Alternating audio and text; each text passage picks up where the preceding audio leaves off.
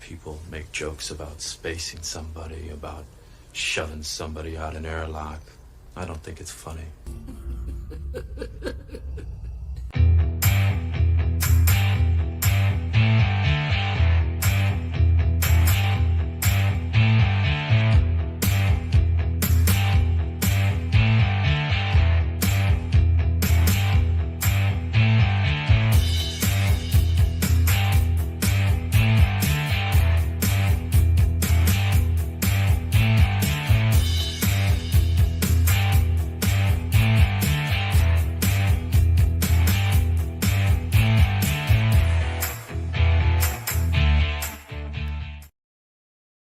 George has been very clever at tying up all the ends, and I think in terms of matching up 3 to lead on to 4, it's completely taken care of. 3 to lead on to 4, it's completely taken care of. 3 to lead on to 4, 3 to lead on to 4, it's completely taken care of. Good evening, everyone. This is The Spacing. I am Tim. This is Open-Airlock Policy. And I am the culture war realist. I'm a rational individualist. I'm the expanded universe absolutist. I am the alpha with nostalgia. I am the guy with the hot takes for the bot fakes. And most importantly, I am never a victim. Have a little bit different of a setup here tonight. I'm doing a little test. You can't see it off screen, but I brought the boom back, got the boom back. I'm going to change it up a little bit more and have it come up a little bit higher. I just want to see if this is out of my way where I can see my 32 over here, my 29 here, and my 32 here. I just hated having that mic right in front of me on my pub table here. So looks a little bit different. Plus I installed this, I think it's like a 48-inch tray. It's like a shelf I actually installed as a tray down here at the bottom. So, yeah, that's what's going on. Why are you saying that? Because I had to clear my cookies out, and I'm hoping it didn't change my audio settings. Testing 1, 2. It shows it's picking up my mic, Clay. So I hope you guys can hear me. But yeah, my computer really slowed down. So I decided to do a bunch of malware and virus and all that stuff. So, oh, geez. With that joke, you're the boomer, pal. You're the boomer. But yeah, we honestly, like, if you go out there and Google Star Wars tonight, and you go to news, right? You're not going to find a whole heck of a lot, but I've seen patterns. And over the last 2 weeks, we've seen stuff happening preceding celebration, into celebration, and then after. And I'm seeing a pattern here, and I dove really deep.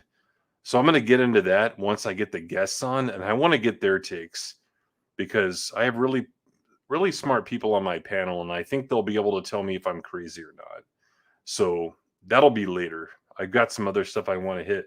But yeah, everyone, be sure to share the stream out, hit the like, all that good stuff. We want to get as many people in here as possible. And by the way, last week, the last spacing was the biggest one ever. Not just the biggest spacing, the biggest live stream ever on this channel. And Ryan was on graciously. Ryan Kinnell. He's been on many, many, many times before. But it was just a really good show. We had a great topic, and the rewatches are continuing. So maybe we hit an algorithm or something when people are searching Obi-Wan Kenobi. But I love the show. Went back and listened to it myself, part of it anyway, because I like to listen to myself to see how I can improve. So yeah, it was a great show, and we're on an upward trend.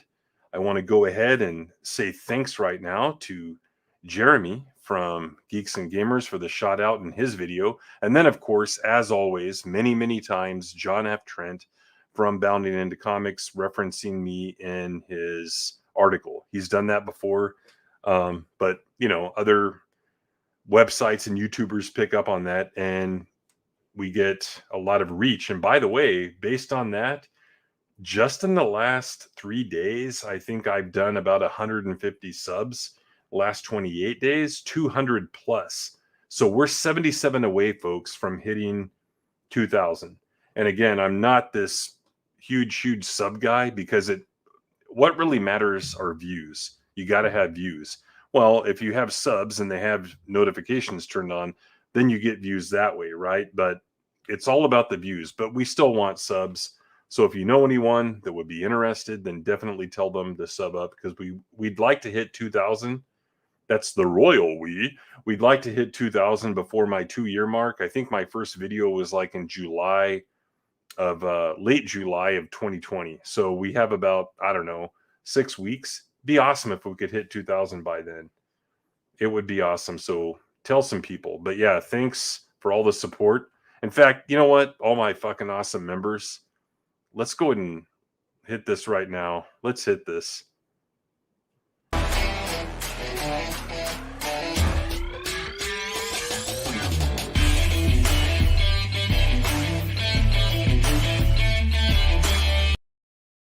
All those people, if they have channels, look in the link to any of my videos or live streams and sub to them, because I have all their links in the descriptions. Thanks for all the support to all you guys in that list, and all the regulars that show up, and all the Knights of Melvin that have begun joining. You guys are awesome. Great Discord community. So become a member of Darth Melvin's channel, and then go through the trials and become a member of the Discord community over there. It's an active one, very active and very fun for sure. All right, let's see who we've got here. We've got Corey Cochran, always showing up early. What's going on, sir? Tehelim 29, always another early arriver. Melissa Lord, first ever channel member, top tier channel member in the house. You guys need to check out those perks and join up. It helps us pay for StreamYard and just makes it feel like it's worth it. You know, just the support. Join as a recruit if you want. I think it's like $2.99 a month. Just do that. And if you ever want to cash in on those perks, then DM me on the various platforms I'm on. Could not be reached for further comment. Couldn't miss this. Yeah, absolutely. We're going to get into some deep shit. You know, it's not news. This is all coming pretty much from us, like seeing what's out there and then trying to link it together like a puzzle. Because that's what we've tried to do, guys.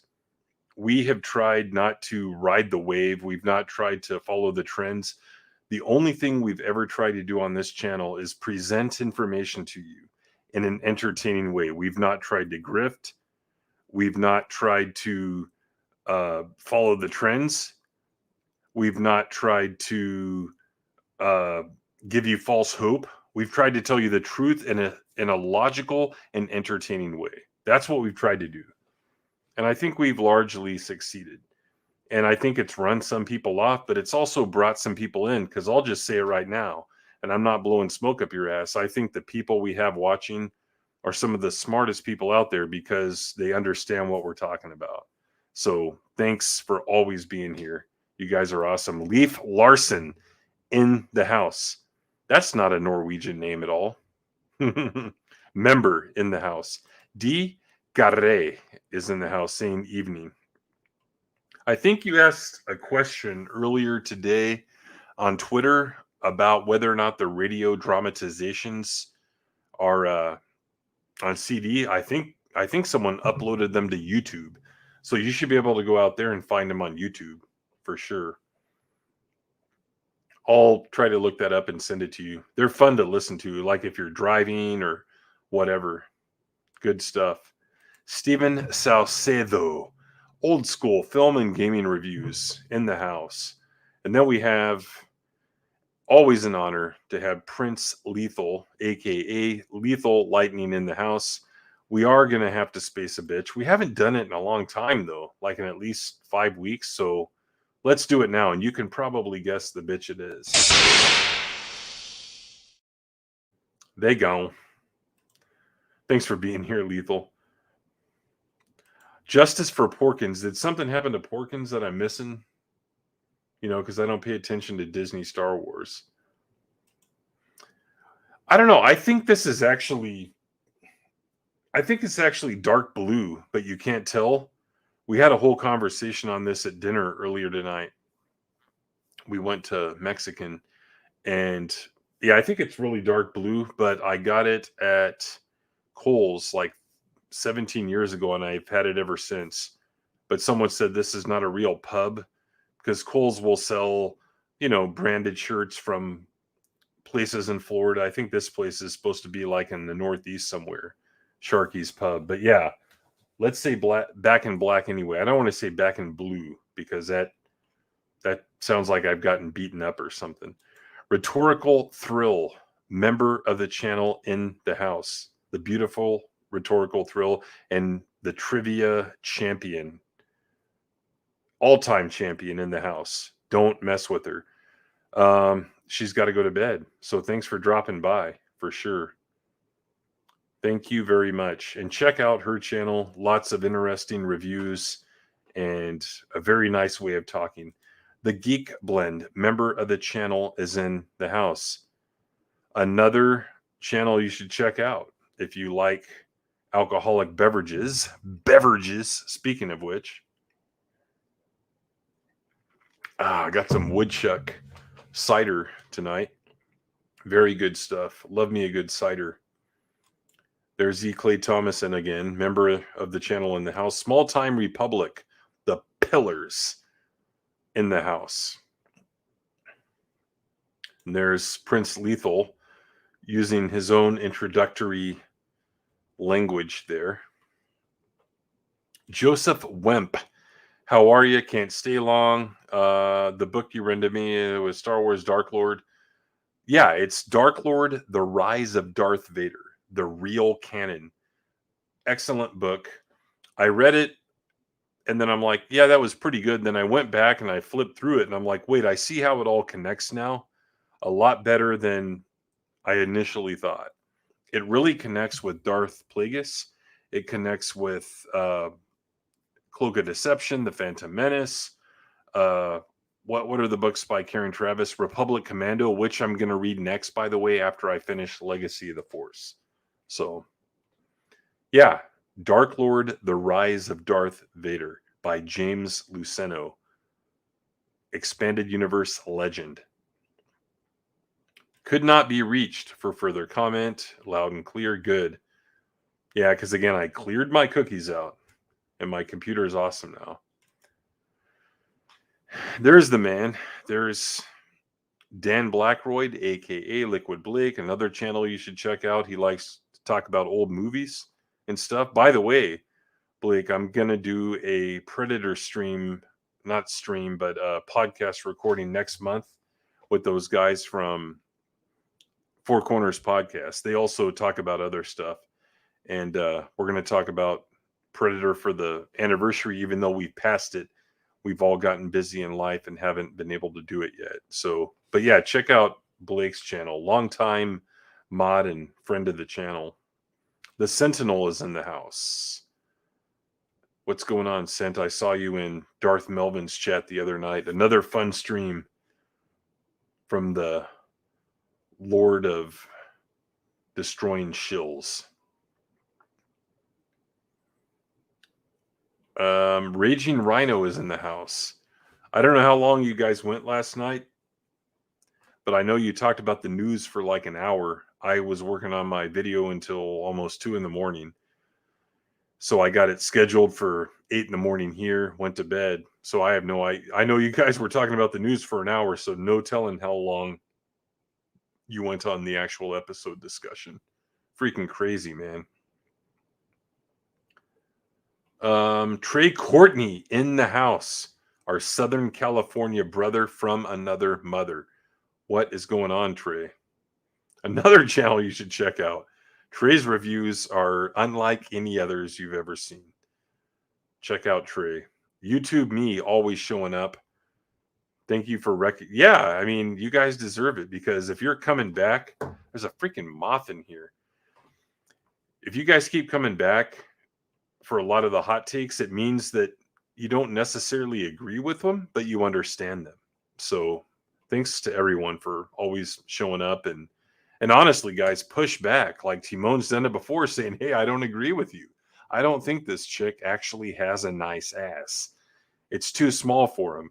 Hey, he pushed back, and we had a conversation about it, and we agreed to disagree, even though I'm right.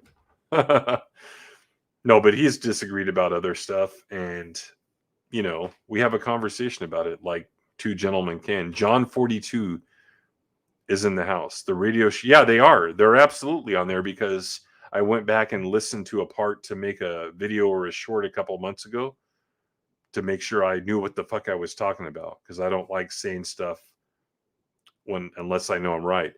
And here is Jeff from the Geek Blend dropping a bomb. Huge congrats on all your success. Always knew you were going to blow up. Very smart guy with amazing content. Cheers, good sir. Well, I don't know if we'd say blow up. I just am really happy with where we're at. We have a great audience. We have fun. And we inform people. You couldn't ask for more than that. And, people like you and Raging Rhino and Ryan giving me shout outs. And then, of course, Greg, who's streamed with me almost every damn stream. Like, I'd say 90% of the streams I've been on, because he always adds to it. All of you guys have helped me get here. So you didn't have to do that. Thank you very much. Again, it helps us keep the lights on, pay for StreamYard, and just makes it feel like it's worth it, guys, when you join up and stuff. And I join a lot of other channels too. I think I'm a member of Jeff's channel and Raging Rhino's channel and whoever else. I can't even remember. Ryan, of course. So you guys are awesome. And thank you very much. That's worthy of playing something here. That might be worthy of playing two different things. Oh, here's a good one, and I'll tell you guys why. I don't know what to say. Well, you could say thank you. Thank you. I got my tickets for me and my buddy that went to see Motion Picture a few weeks ago. We are going in September to see The Wrath of Khan on the big screen for the anniversary. So going to be excited about that. It was a great experience, man. What a great movie Motion Picture is. I don't care what anyone says. I like that kind of movie, that science fiction style movie. And it was Star Trek incarnate. We talked about that on Greg's channel on Off the Trek several weeks ago. So I'm excited to see the best Star Trek movie in a couple months here. It's going to be badass on the big screen. Let's see what else we want to play here. I've got to have something really good here. How about Sexy Star Wars Girls? Here we go.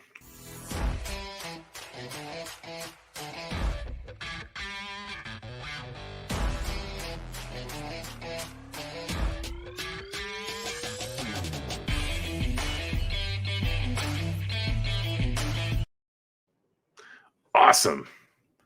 But yeah, thank you very much, Jeff. You are a gentleman and a scholar. Thank you so much. Let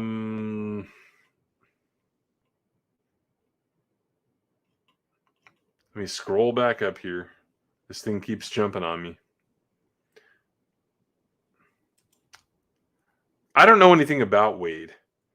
I honestly don't. I saw that out there, didn't even look it up. But what I did do was go out and make a meme on Wade, a character in 4 episodes in Babylon 5, but an impactful character. I made a meme on that. Really good actor. Like, he's not famous or anything, but in that role, he's awesome. Babylon 5, great show. Check it out. Look at my videos and live streams on it. In fact, on the 14th, 4 days from now, Matt Wilkins and I will finally have our stream on the Babylon 5 made-for-TV movies. So we're going to have fun with that. I've been texting him about, make sure you watch a few of them so we know what we're talking about and read about them and stuff like that. So be there on Tuesday night in the States. Babylon 5 movies on my channel with the great Matt Wilkins.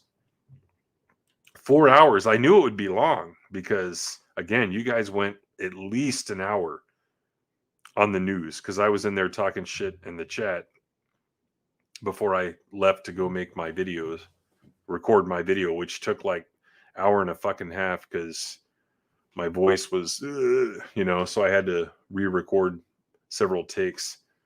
But yeah, that I knew it would be long. That's insane, man. The longer, the better. And that doesn't sound good. Cygnus Jenkins, I think I saw you last night in Rhino's chat. What's your favorite Transformers series? The comics. The cartoon, I talked about this a couple of weeks ago. I think you were here, and I just feel like Gen 1, whatever you want to call it, the original cartoon, it doesn't really hold up. The movie, I should say, is our cartoon movie from, what was it, 87, 88, whatever it was. Have it on DVD. Great movie. But the cartoon itself, there are probably a couple of episodes, but in general, it really doesn't hold up. So, yeah, I'd say the comic, just like with G.I. Joe, some of the best comics out there. I think they did a couple of crossovers, which I wasn't a fan of. I'm not really a big fan of crossovers and multiverses. And then we have Alora, OG Star Wars in the house, member of the channel, friend of the channel, and also a huge part of the success of this channel. I mean, huge part. Gigantic part. Some of the best streams we've ever done have been with her. Like, there was one that we did about a year ago, the state of Star Wars and the state of Star Wars. Yeah, I think it was just me and her, and we just talked about what's going to happen with Star Wars in the future. So go back and watch that spacing. Excellent one. It was like middle of May last year. There she is with the custom emojis, expanded university. Lots of surprises and stuff coming up, guys. Let's hit that 2,000 sub mark. And then we've got Jeff. Let me scroll up here on my. Let me scroll up on my YouTube side on my other screen. Yes, upgrade from recruit to apprentice. That's badass. Yeah, guys, like, look at those perks and, reach out to me if you ever want to cash in on them. For sure. Thank you so much, sir. In addition to the generous super chat earlier. And then we also have, where the hell did it go?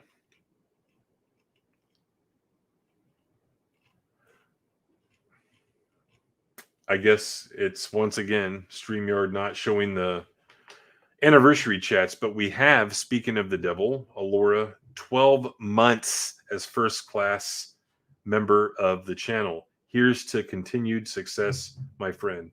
Well, we all succeed together, and I'm a top tier member of her channel, guys. Every Thursday she streams, in addition to other streams. So make sure you join up there. And again, like, all the people that have helped me couldn't be here without them. So thanks to everyone.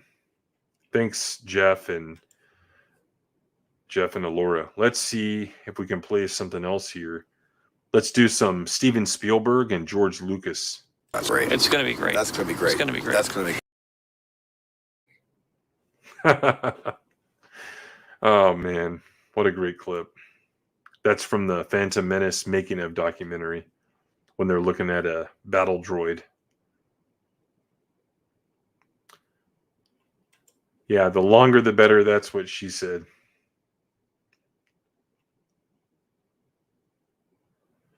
Oh, is it 86? Okay, 86. Yeah, fantastic fucking movie. I have that movie. I bought it at Suncoast in the mall. Do you remember Suncoast? Every fucking mall in America had a Suncoast. And if they didn't have the movie you wanted, you could order it at, like, 3 times what you'd pay at Walmart, but at least you got it. In fact, back in the day, that's where I got my Star Blazers first season set from, because, Amazon existed, but it was easier to go into Suncoast and order the shit. So, yeah. And then, of course, there's my G1 Prime, Optimus Prime. from my childhood, missing a fist, missing the trailer, missing Roller. But hey, I still have Optimus.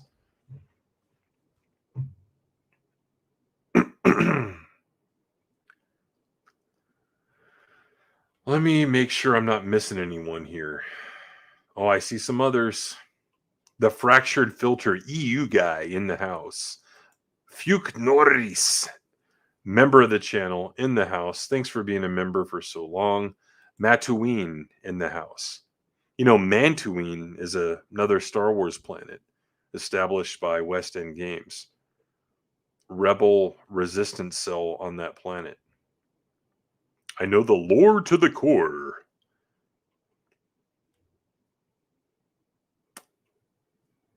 Zakarat is in the house. He's up in this bitch. Slimer Snarf is here on the Twitch side. You have Rodimus. I don't think I ever had him. I have a Ultra Magnus in a Ziploc bag in the other room. But yeah, I lost the trailer to that as well. Who knows where it went? Probably was in a box in the move from California to where I live now 20 plus years ago. It's kind of sad, but at least I have the truck and I have Ultra Magnus. Buzzy Jones, didn't know you. Dude, I've been streaming since like November 2020.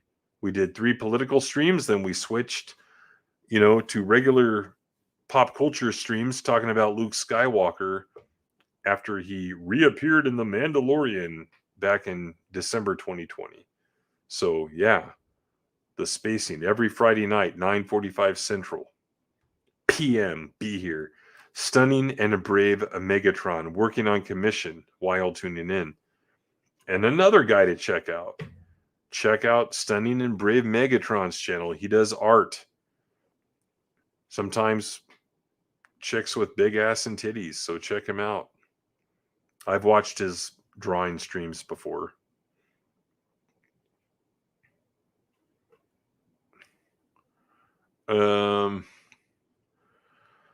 I think that's everyone. It took a while, but we got through, you guys. 30 minutes. Oh, Jared Bowen is here. Sorry I haven't gotten back to you on my series. Yeah, I was wondering about that when I was driving the other day. I'm close to finishing the first draft. Yeah, and what platform are you on? Because, I'm on Discord, Twitter, so whatever. Yeah, I love science fiction and that type of stuff, especially from independent creators. So make sure you reach out to me, and you don't have to tell me what it's about or anything. I'm just curious how to follow it and stuff. Annihilus is in the house. It's sad that I still think the KOTOR remake will be fine. No, it won't be fine. We know what they do. And even if it is like a complete remaster, whatever you want to call it, same story. Oh man, we're going to get into that later. Big time. Where I'm going to go with this. But I'll just say this in one sentence. When you give money to Disney Lucasfilm for something that's good, then all they're going to do is take that and keep themselves in the black financially and continue to produce the stuff that is bad. But we're going to actually get into that. That's one of the topics later on in the stream. Soul Assassin is up in this bitch. What's going on, Soul?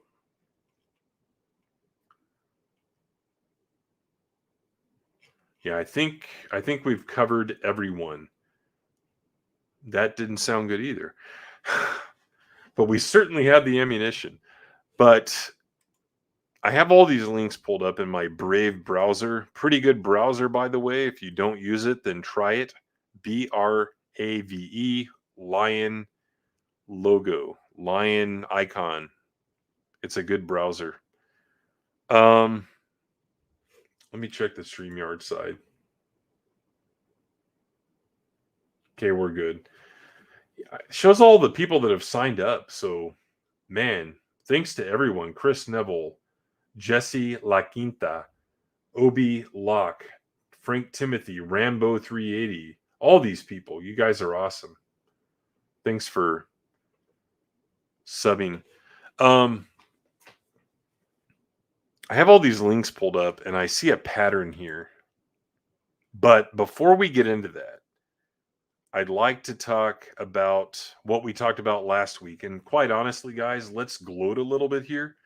We were one of the first ones to get way ahead of this and start talking about the preemptive strike that Disney Lucasfilm made. My new video that came out this morning, about 14 hours ago, I show the timeline of events and what I think it all means. So if you haven't seen that video yet, it came out this morning. It's out there on my channel. Bookmark it for later, because I think you'll really enjoy watching it and seeing how it all ties together and where I go with it. And we're going to get into that later too. It's going to tie in, but let's talk for a minute about the topic from last week, the whole race baiting thing.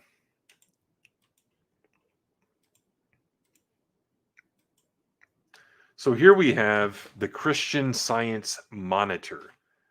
It is an old publication. It is the official publication of the Church of Christian Science. If you don't know anything about that, it is an interesting denomination of Christianity. It is not a right-wing publication, despite the fact that it has Christian in the name. They're pretty centrist. In fact, this piece right here is pretty leftist. But this is pretty typical of what you're seeing out there right now in the media in general. I mean, just look at that headline. If you didn't see my video yet, I read off probably like 9 or 10 headlines, and they're all biased, and they assume stuff without actually looking at the details. Look at this: Star Wars and Race. It's complicated but improving, by Ken Macon, contributor. The Star Wars franchise, sometimes, I love how he puts it in quotation marks, like, is it really Star Wars? The Star Wars franchise's sometimes problematic history with race has always been unfortunate and ironic. I guess he's saying it's ironic because, you know, the fact that they think Star Wars is this leftist liberal franchise and it has people that aren't like that is ironic, but it never was that way, because George Lucas kept his personal politics largely out of it, and a lot of the political messages in real Star Wars are timeless. You know, he talks about using Vietnam in the Battle of Endor. Originally, that was going to be in the first movie, and it was going to be Wookiees. But being anti-war is kind of a timeless message, even though, you know, it was in the wake of the end of the Vietnam War.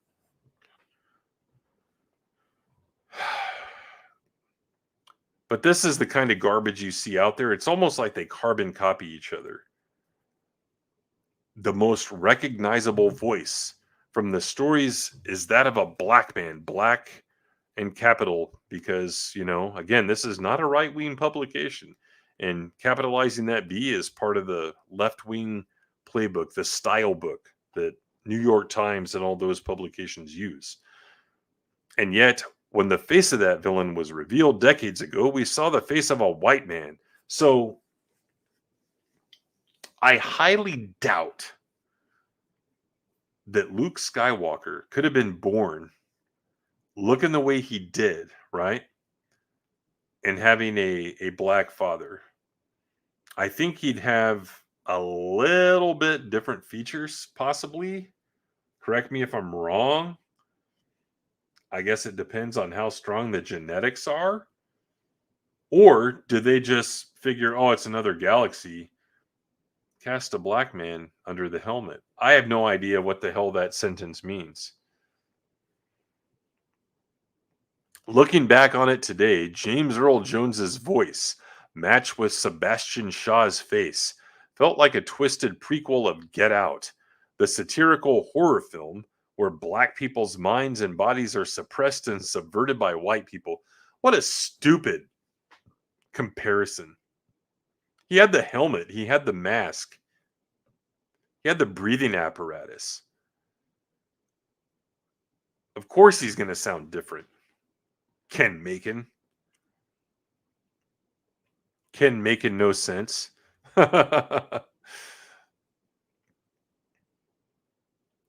Walt Disney Studios had a chance to rectify this sordid space history in 2015 with Star Wars Episode 7 The Force Awakens.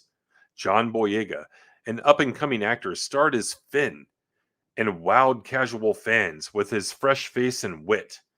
I don't know, I thought he kind of sucked, and this is me by default don't like Disney Star Wars, but I just didn't think he did a very good job. I thought the character was kind of lame and goofy and whatever. In fact, I know a really good friend of mine that's into all the nerd stuff.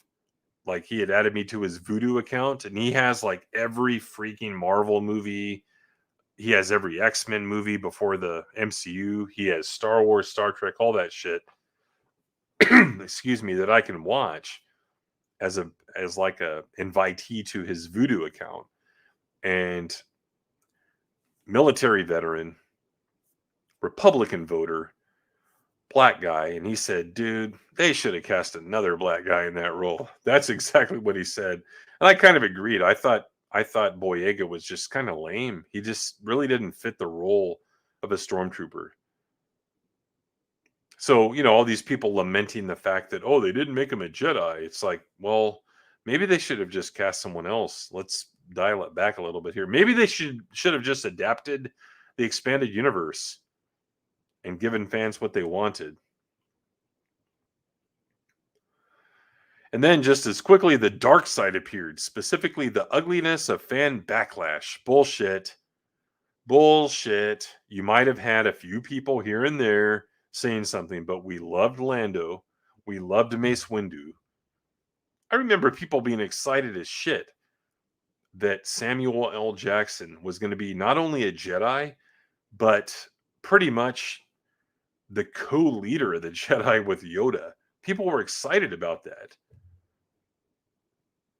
Here's an interesting tie-in. Like earlier tonight on Twitter, I posted a HWA video. That's a little-known rap group, 3 chicks called Hoes with Attitude. And rap videos from like 1990. And they're at a house party at like a mansion, and there's a bunch of white boys in the crowd and white girls. Racism was dead as an institution by the late 80s, well into the early 90s, but these critical race theory weirdos, like the one writing this, brought it back. Because divisiveness is their business, guys. There was no fan backlash that was real against Finn. Period. There was actually internally in the company when they changed the poster, as I said in my video this morning. They're the racists. And I'm going to make a longer video on that about how Disney Lucasfilm are the real racists. Not us. You're going to get the occasional weirdo out there that does send bad DMs to people and says stuff, but that is in no way reflective of any kind of plurality in the fandom or the old fandom, whatever you want to call it. It just isn't. That was 7 years ago, and as the new Star Wars series, Obi-Wan Kenobi, premiered on Disney Plus at the end of May, it looked like some things might never change when a racist faction of fans attacked Moses Ingram. Blah, blah, blah. We've heard all that. Didn't happen. Because as I showed in my video again, and as everyone's shown, the screenshots that she shared, one of them could be construed as racist. The other one was another member of her race using the N-word in an empowering way, not as a racial slur. The others were just general threats. Not even threats, maybe could be construed as threats.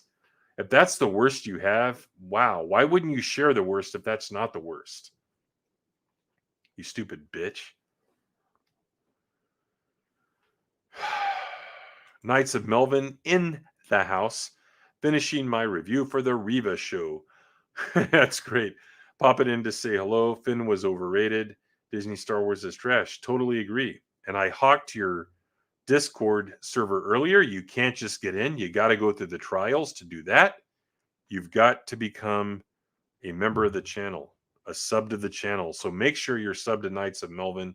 Amazing and entertaining channel that I found months ago. I don't even remember how I found it. It was random when I was Googling Star Wars videos.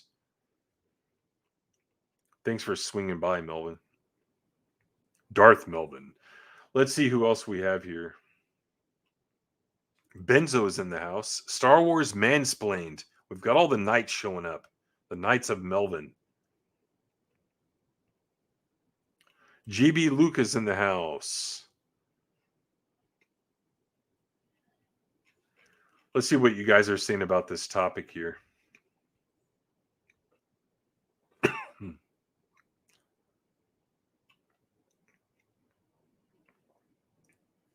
Let's see what you guys are saying about this topic.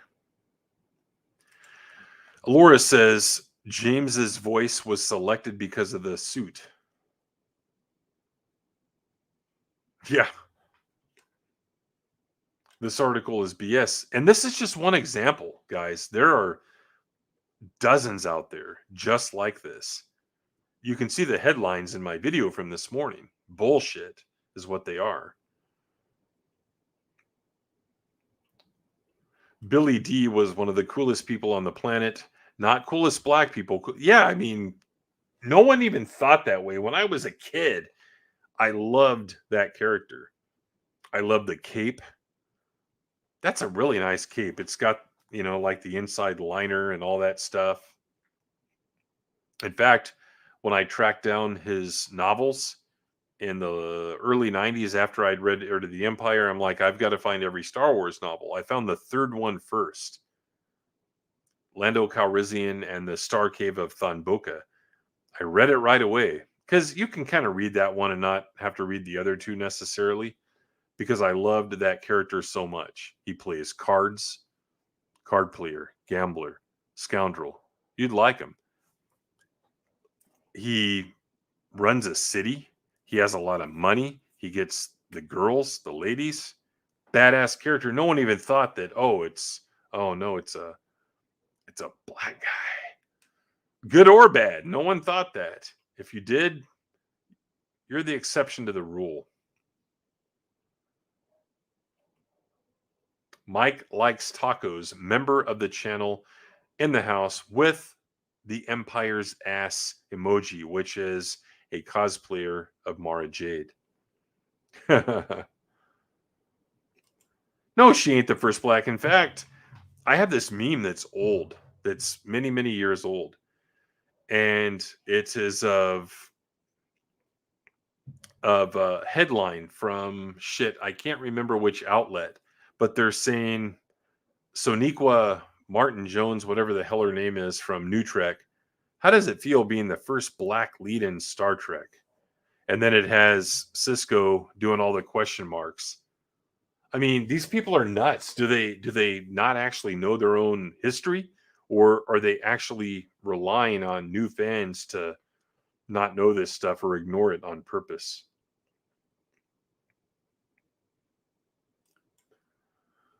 Colt 45 works every time. In fact, I saw him on stage in 2002 at Celebration 2. He was up there with, I wish I could remember his name, the guy that played Lobot. They were up there on stage together, and they had a line with the microphone, kind of like you're at a stockholders meeting, and someone went up there and said, "Can you say Colt 45 works every time?" And he didn't do it the way he did it in the commercial. He's like, "Oh yeah, it goes Colt 45 works every time." And it was like, "No, do it the way you say it in the commercial." But he's a little bit of a goober, is Billy D. Wilro Hood. If people don't know who that is, it's the guy running in Bespin with the ice cream maker. That name in itself, Wilro Hood, Wilro Hood, Wilro Hood. Great name. John Hollis, yeah, that's it. And he was getting up there in age when he was on stage, so. But he remembered more than Billy D did. He said, "I remember that you did this," you know.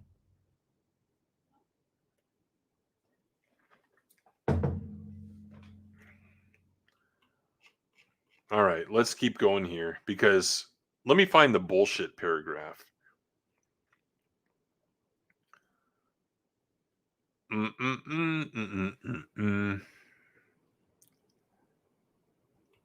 Here it is right here.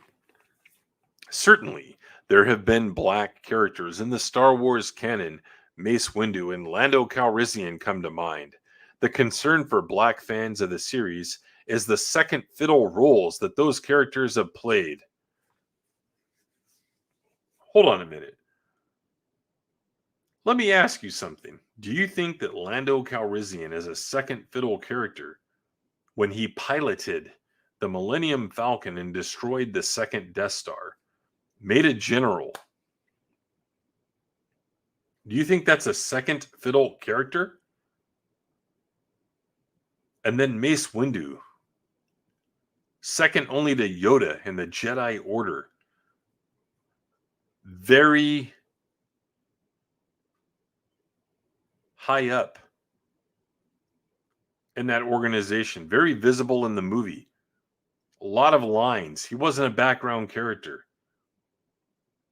Windu, who was played by Samuel L. Jackson, was poised to thwart the dark side in Star Wars Episode 3, Revenge of the Sith, until Anakin Skywalker made his shocking heel turn. Okay. Calrissian, played by Billy D. Williams in the earlier Star Wars films and by Donald Glover in Solo: A Star Wars Story, had a reputation as a trickster. And even with his hero turn, that's face turn, still was a largely misinterpreted character. Are you stupid? If you don't qualify a statement like that, then don't fucking say it.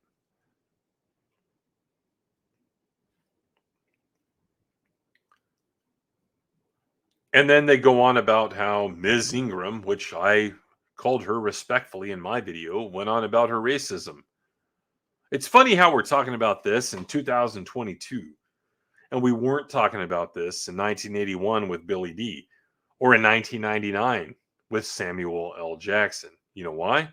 Because it's fucking bullshit. Have a good night, Jeff. And then we have Broba Fett, our Northern California brother in the house. It's pretty hot where I live. I can tell you that much. It was a warm day, but I was inside working all day. So went out and had some Mexican food, which was hot in its own way.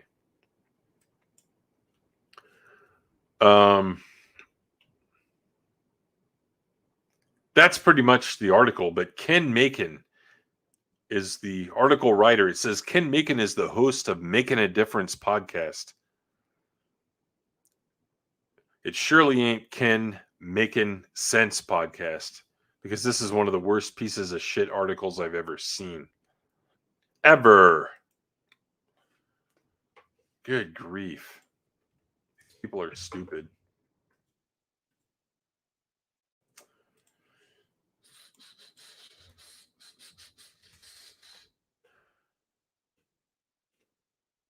So I have, like I said earlier, I have a bunch of links pulled up. And if you didn't watch my video yet this morning, then you should later, because we're going to talk a little bit about it. I think Disney Lucasfilm has a ploy here. I think they know what they're doing. I think they know where they're going. Celebration happened where they, had to wear masks. Why not have that shit somewhere that has more freedom than freaking California? They had Celebration. They had Obi-Wan Kenobi on Disney Plus coming up. They're riding off of momentum from other stuff. People, for whatever reason, like The Mandalorian. I see in some circles a lot of praise for Book of Boba Fett.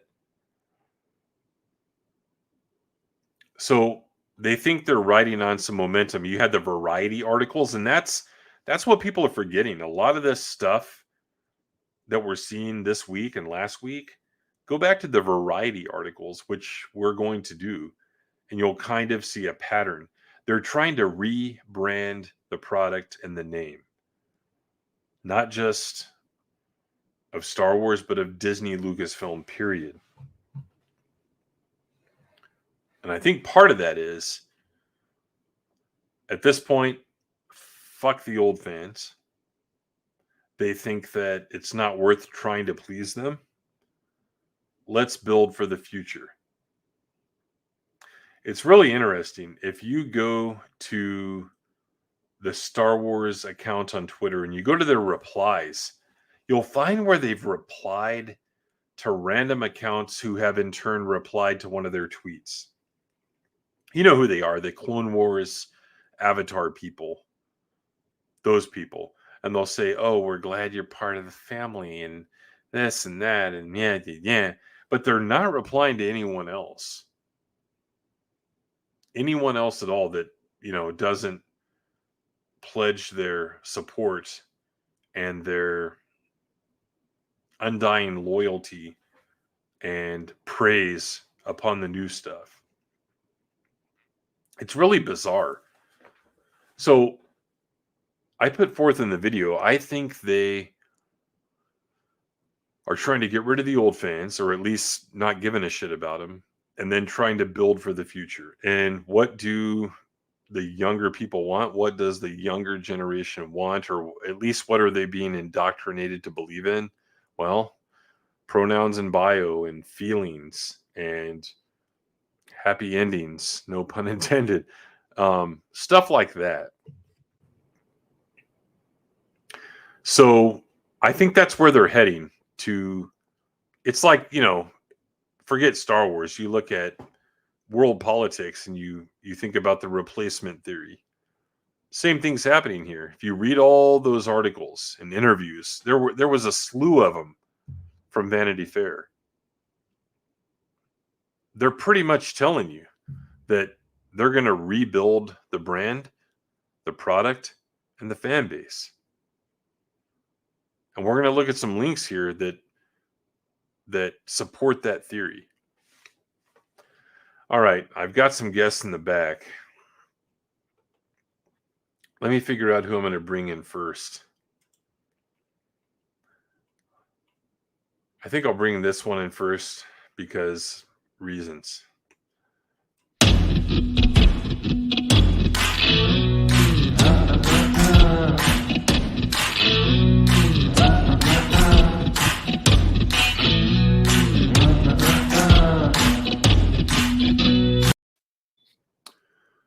Greg. Hello. I want to say thanks for being on so many streams with me over the past year and a half. You've probably been on 90% of the streams that have taken place on this channel, and you've done it unselfishly. And I just want to say thanks for that. Hey, no problem. Tim, I don't do it out of charity. It is fun and rewarding for myself, and that is the most important person on earth. Me.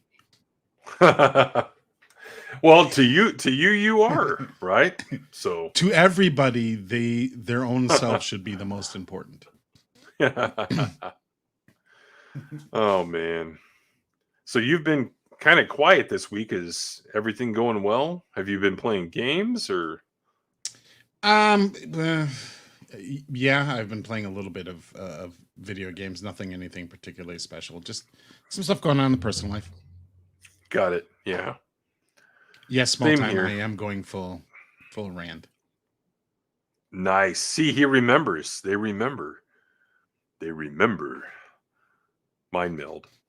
I swear by my life and my love of it that I shall never live for the sake of another man, nor ask another man to do the same. And I'll go ahead and tell everyone why we have a lot of viewers right now. Sunday night. What is that, about 48 hours from now? We'll be streaming on Tuscan Bob's channel, talking about all the bullshit in the Star Trek realm, the new Trek realm. So be there and Sunday night. There is a bit of it. Although I haven't watched the new episodes this weekend. Bit of shit. I have to do that tomorrow. Mm-hmm. But still, otherwise, plenty of news and other goings on. All right, let's bring in the other regular panelist. She's ready to go, and she's showing some shoulder here. Here we go.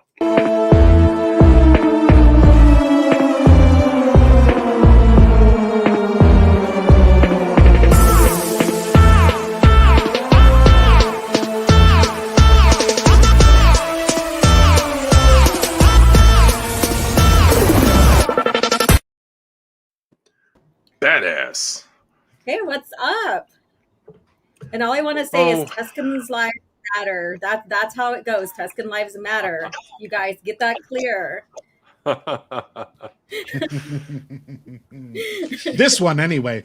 Those motherfuckers in Book of Boba Fett, they're weak. They're victims. Fuck them. Agreed. They're not real Tuscans. They're not. Yeah, they're not even real Tuscans. I don't know if you guys ever noticed this. Waiting to be rescued by freaking Boba Fett. What? How pathetic. Yeah, I don't know if you guys ever noticed this, but anytime I talk about Star Wars, you know, I'll say like real Obi-Wan or real Boba Fett or real Tuscans, and that's number one. I want people to make sure that I know that they know what I'm talking about. Number two, I want to take that knife and just kind of twist it a little bit, because if you like any of this trash, then you're not liking real Star Wars. So, right. Period. Yeah, well, I love twisting that knife. As you guys know on Twitter, I love twisting that knife. Vibroblade. From that. Yes. The most blocked woman in the Star Wars community. OG Star Wars. Star Wars, all community. Yeah. Right. I got blocked by one of the main Trekkie peoples. I don't know who it was. I forget now, but I was like, who was it? I know you said you were blocked by them too, Open. Remember, Tim, you remember that? Who was it that blocked me? I forgot. Yeah. Oh, so, I think it was that transgender account. I think that person. Literally every time I put a tweet in our DM group, she's like, "I'm blocked." I'm blocked. And I probably know incognito. Like I should just stop linking to the tweet and just automatically just screenshot the son of a gun. Yeah. Yeah. Yeah, Anna, I'm sure is quite blocked, but OG really gets under their skin. Mm-hmm. Yeah, yeah, and that's what white women do. So you know, what the fuck? That's right. That's what they say anyway. That's right, Whitey. Oh my god, that's hilarious! Yes, look at me. I'm just as a Tuscan, right now, I am more native than you are. 2 Tatooine. So now you are just an immigrant to the world. So no. Nice. We'll go that way. They wrecked my beautiful landscape, my home planet of sand dunes. Yeah. Did they also make your lizard instinct too by trying to tweak out on your lizard stuff?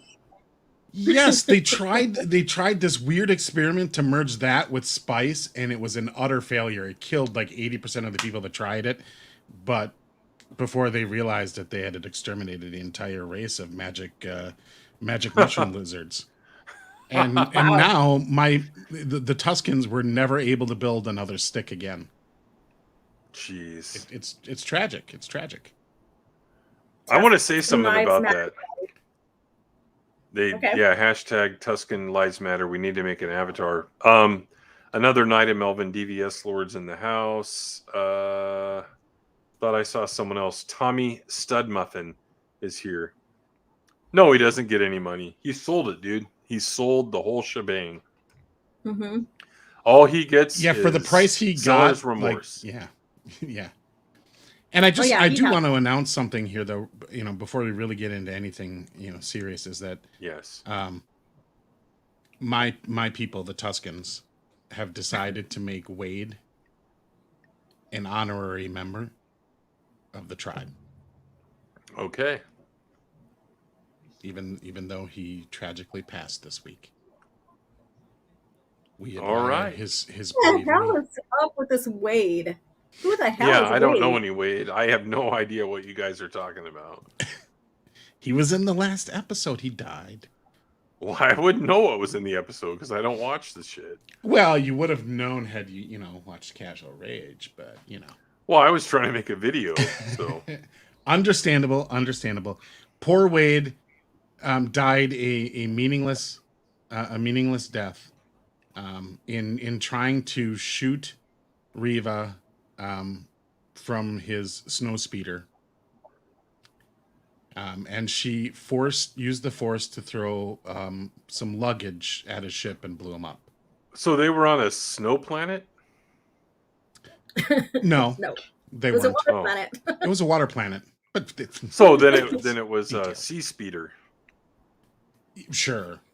It was they called it a sewage hauler earlier in the episode, but I guess they forgot about that later in the episode. No, the snow speeders you see in Empire Strikes Back are civilian modified T-47s, and they just... That's what these are. Okay, yeah. They're T-47s. Okay. You know, because there's the T-16 Skyhopper that Luke flew, the one you can see in A New Hope in the garage, like outside the garage. And yeah, this is nerdy stuff. But speaking of nerdy, Jock Nerdy, the retro respective, is in the house. What's going on? Another Northern California brother. Morb 357. I ignore it. I pretty much do too. In the fictional world, I do, but in the real world, when there's something to talk about, I definitely do it, because this is a company I grew up on and I love, and what's happened to it's not even it anymore. It's something totally different. I just have to expose them, but I don't care what happens in the universe itself. I don't know if you guys ever noticed that. I don't talk about like, oh, this happened in the episode. It's wrong. It's like, yeah, I mean, are we surprised at this point? Every single show, movie, comic, book, whatever it is they've had doesn't match. So are we shocked anymore? You know, but if Kathleen Kennedy and Jon Favreau and Dave Filoni do something, I'm going to talk about it. So what'd you say? It's just a joke. I'm just like, I'm researching some stuff to compare and contrast, because I have all these ideas just off of the Kenobi series, and it keeps going. It keeps memeing itself. It keeps creating parodies.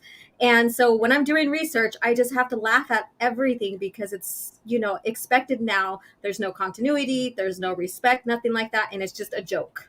It's one big joke. And people are falling for that shit. Yep. Did you see the, yeah, you saw it because I saw you retweet it. The tweet I put out there from Lucasfilm magazine, or it was actually Star Wars Insider when they flipped over to that name, issue number 23, where they define what canon is. People don't even know that the novelizations and radio dramas were canon. So stuff that happens in Revenge of the Sith, they've contradicted. So, you know, we can have the argument of, is the EU canon or not? Okay, whatever. But in no uncertain terms, they said that the novelizations were, because George redlined them and stuff, and he made sure that what was in them made sense. So they don't even know that stuff. Yeah. These new people don't even know it. They think that if I can have my moments, right, it doesn't matter if it matches what came before. I've literally seen people saying that we won because we get Ewan and we get Hayden together. We won. And from what I'm hearing, I'm seeing articles out there that are lamenting that nothing's happening with Hayden. Is that true, Greg? Yeah. Nothing's happening? Gregory? I'm sorry, what was that? Nothing's happening with Hayden? I'm seeing complaints of that. No. Well, I mean,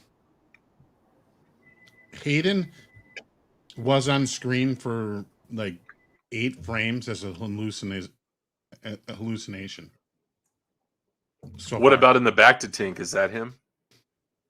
Oh, that might be him there. So, like, I think you can total up about maybe a minute out of 4 episodes. Got it. But it's great he's back, though, right? Yes. And this is an amazing comment from Grizzy. You think Disney will go back to the OT and change things like Lucas did in the 90s? That's exactly one of the things we're going to talk about. And I have some stuff pulled up that's going to indicate that. So I'm very interesting comment. I don't know if you thought that's where I was going with it or if it was your own thought, but that's exactly where we're going to go with this. Okay. But yeah, I don't know how many links pulled up here, but we've got this one. Disney can successfully recast Star Wars with new young actors on streaming.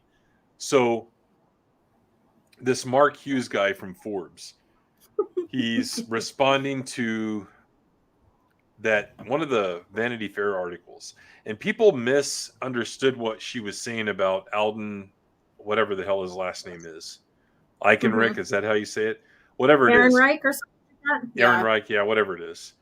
she didn't come out and say that, hey, we're never going to recast. She said that was a mistake, that it was Harrison Ford, because they've recasted Luke Skywalker already, right? They've not just the boy in this show, but like in Mandalorian, that's technically not Mark Hamill.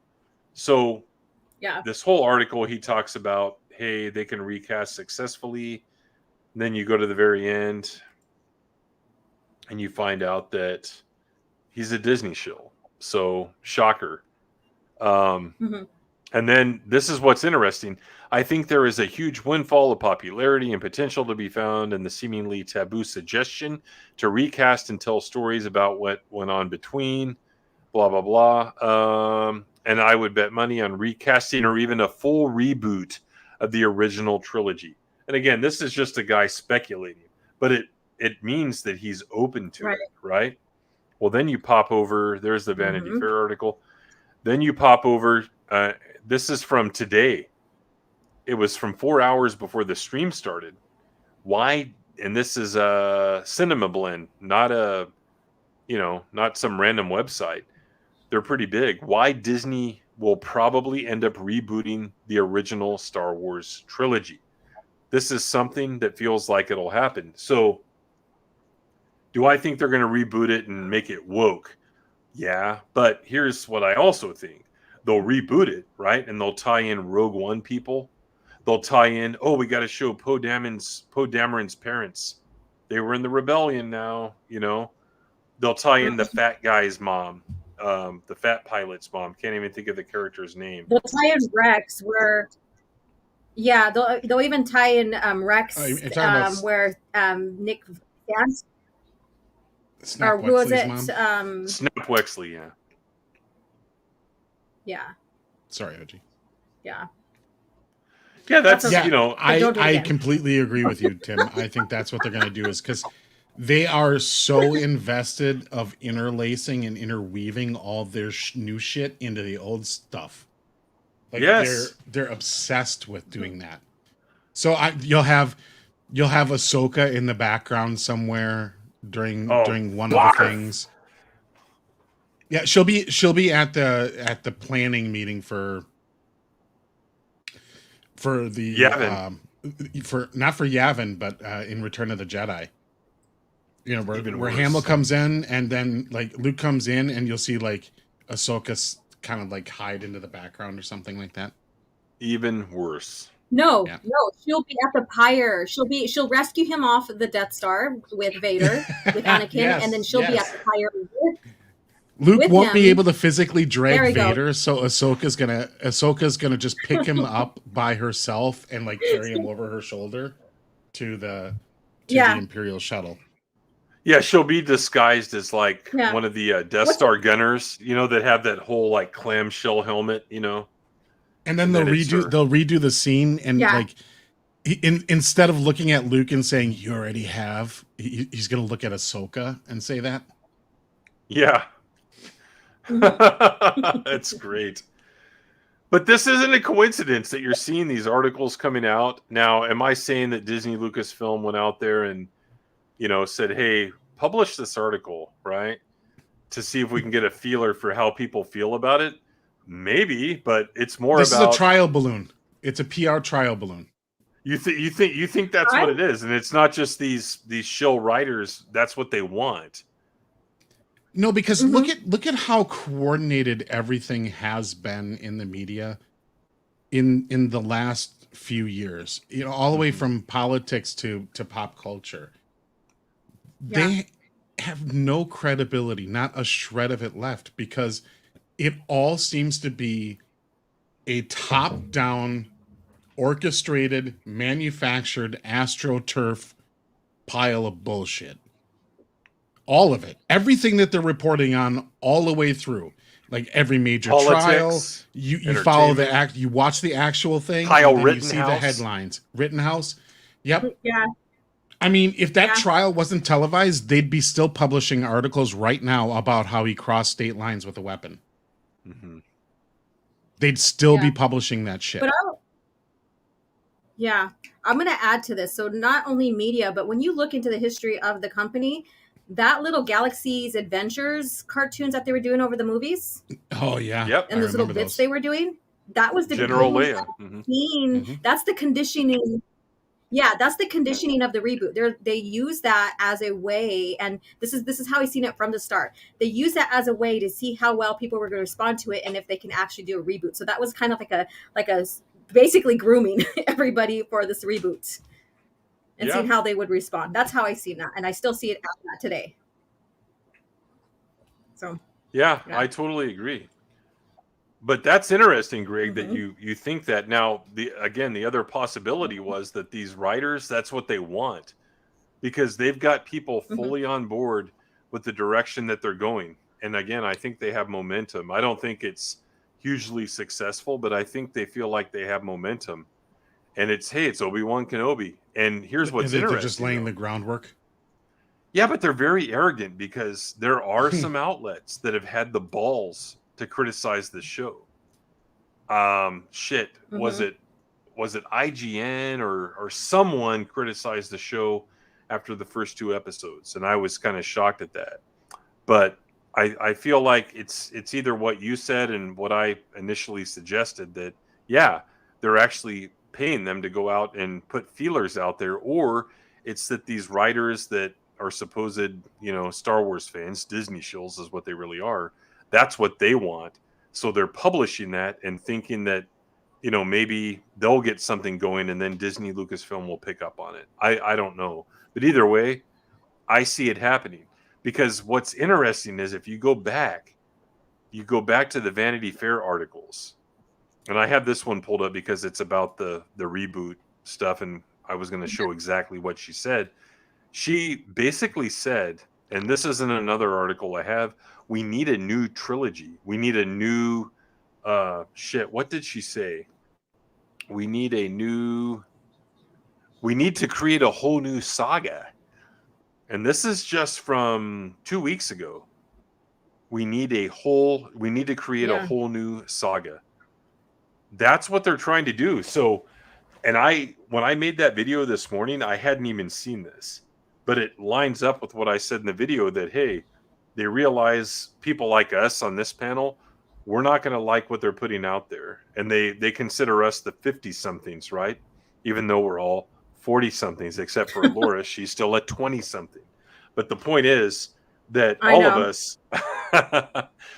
of us, we don't like this stuff. So I think they've said, you know what? We've got to temporarily take a loss to try to build all these cartoon avatar weirdos as the new fandom. That's what I think they're doing. And this all aligns. If you look at all these articles, we need to create a whole new saga. Why? Like, why would you need to do that unless you're trying to build a new fan base? Anyone? Well, you notice that, I don't, other than fitting in their stuff, you're right on with that. What they're doing is not only like wanting to put in their own stuff and fit it into George's stuff. If you notice the trend in media too, George is racist. He never had diversity. He never had this and this and this. And so this E.K. down Johnston, talk, and then also saying, oh, George wasn't. What's that? E.K. Johnston pretty much said that. Right.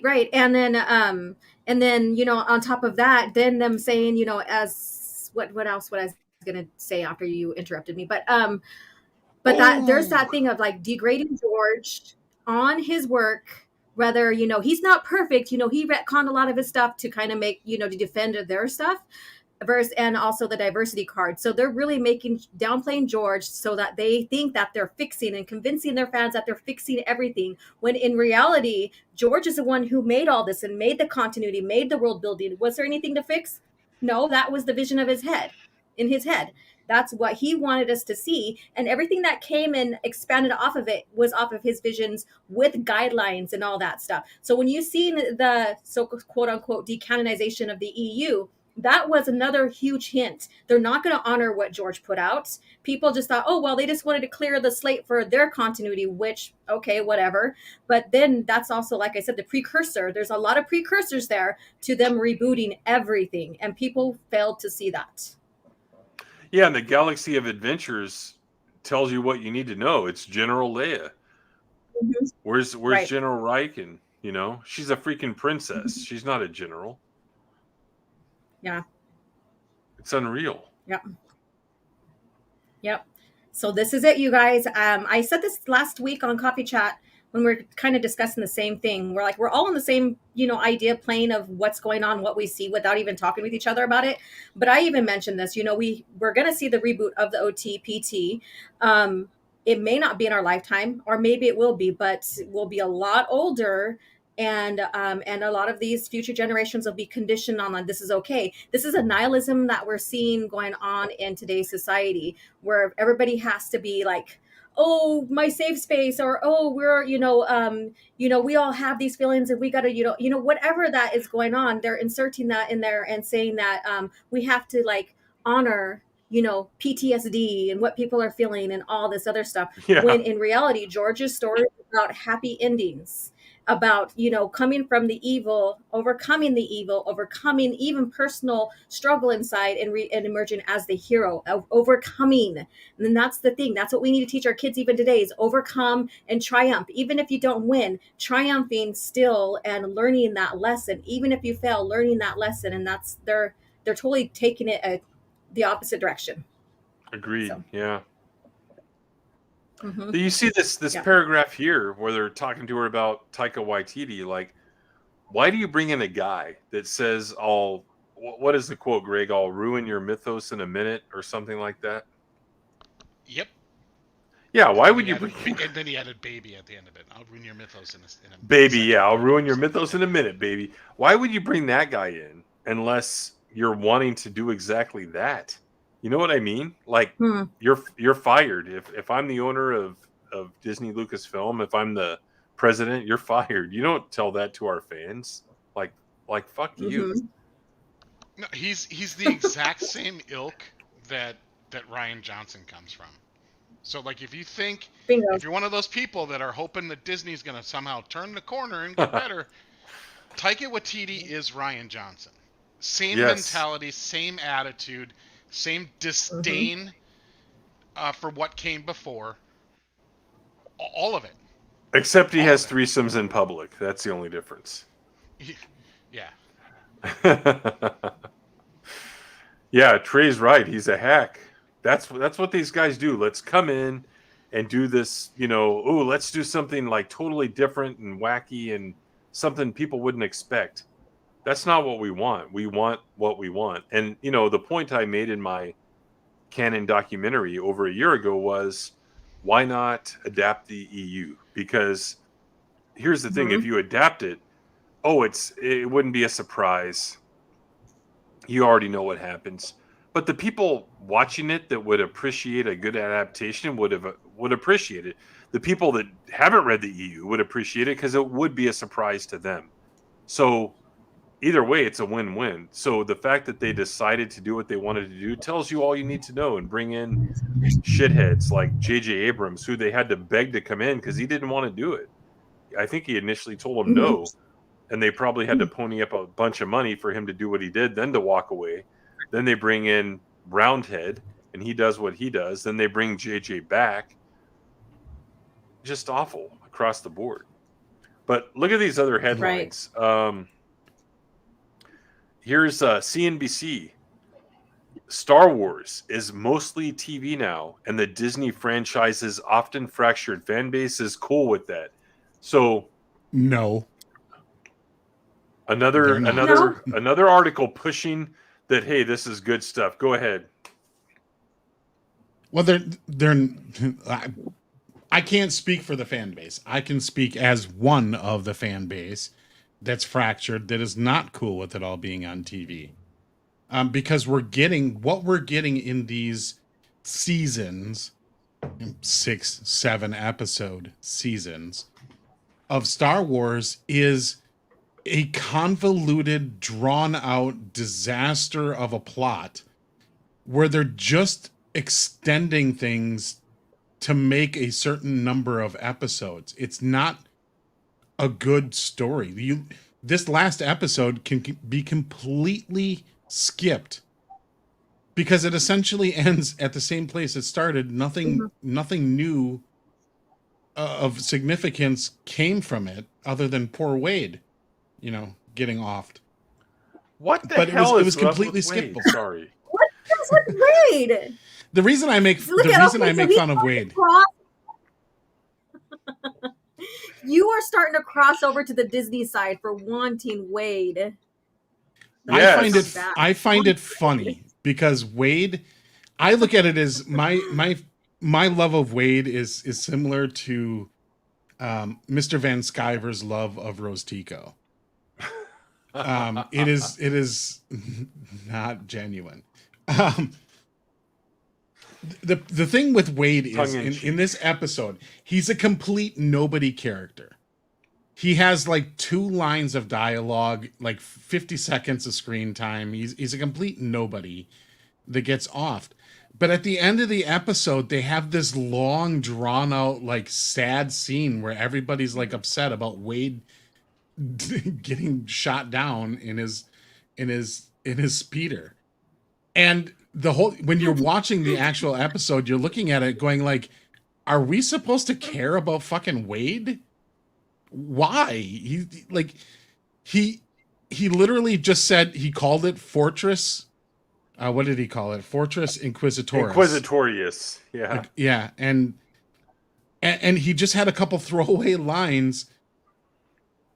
And that's it. But yet at the end of the episode, the way the director shot it, or the writers wrote it, was that like, we're all supposed to be deeply sad about this guy. And it's like, I felt worse for the Jedi that got like hung up on Tatooine, or the random lady that Vader snapped her neck for being in the town. I mean, it was weird because it was several minutes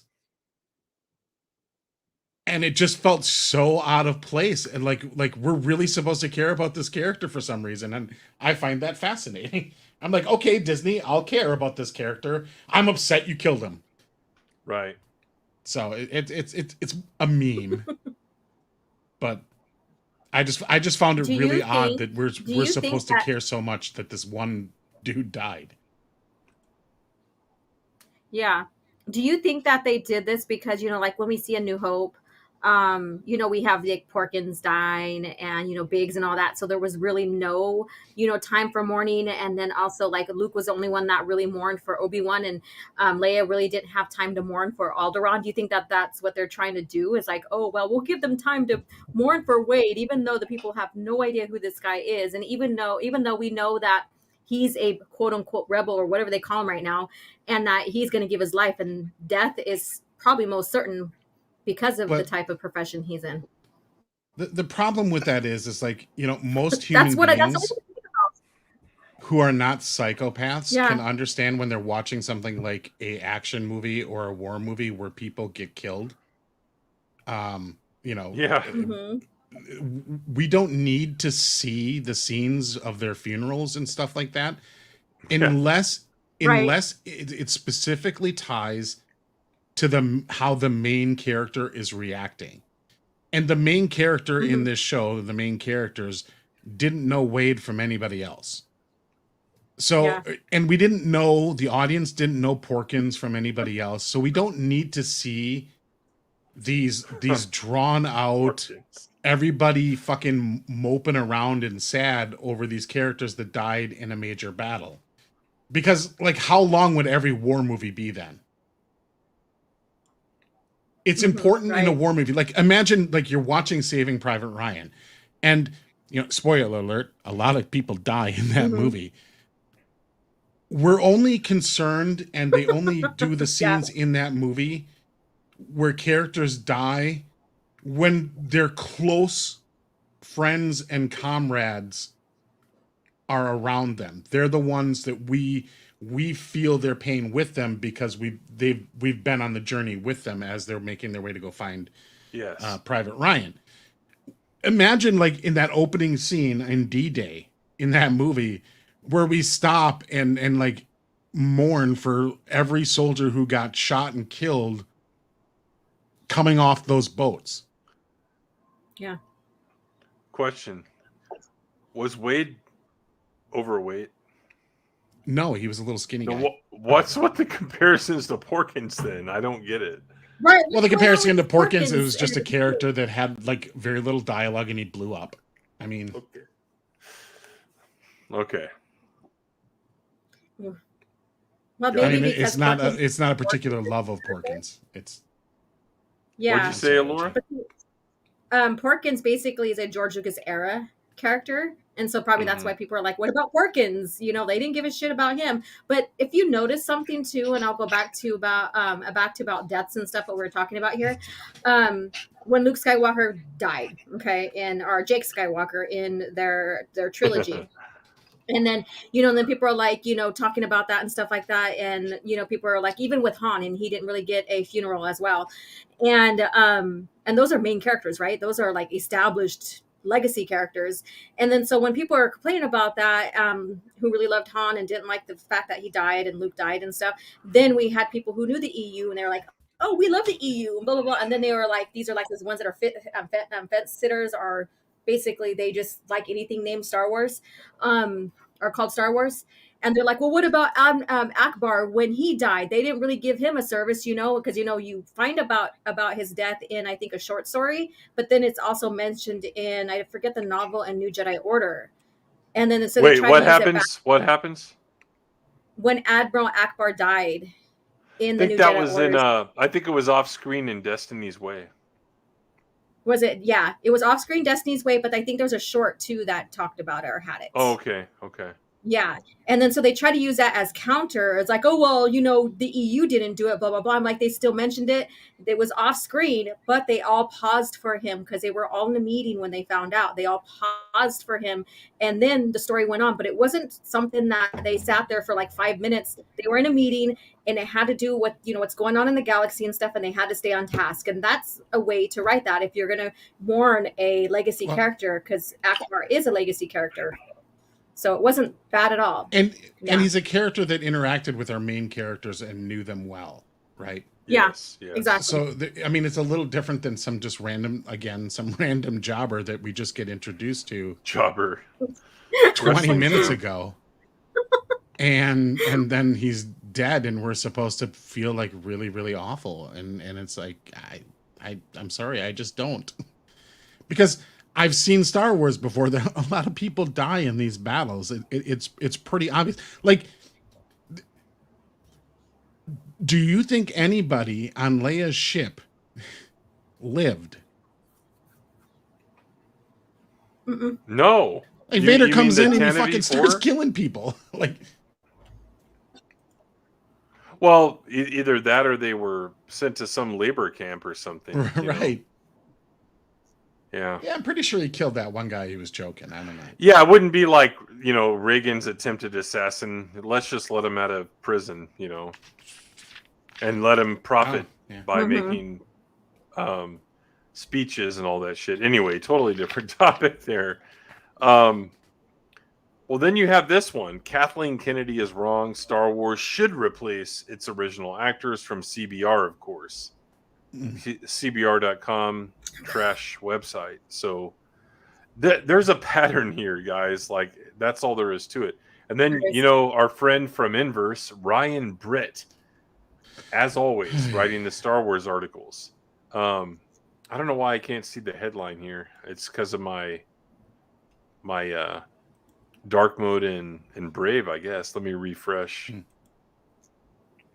But while you're doing that, let me say that, like, yes, I agree in part. Like, for the sequel, if you're going to do the sequel movies, they should have replaced the original actors and put it in a time frame that's much closer to the aftermath of what happened. If you're going to do that, yes. If you're going to do it. If you're going to do it and you want to adapt the EU, you almost have to recast, because these actors are far too old to play those characters, or you'd have to skip over that generation and continue the stories from further on, which I don't think would have been received that well.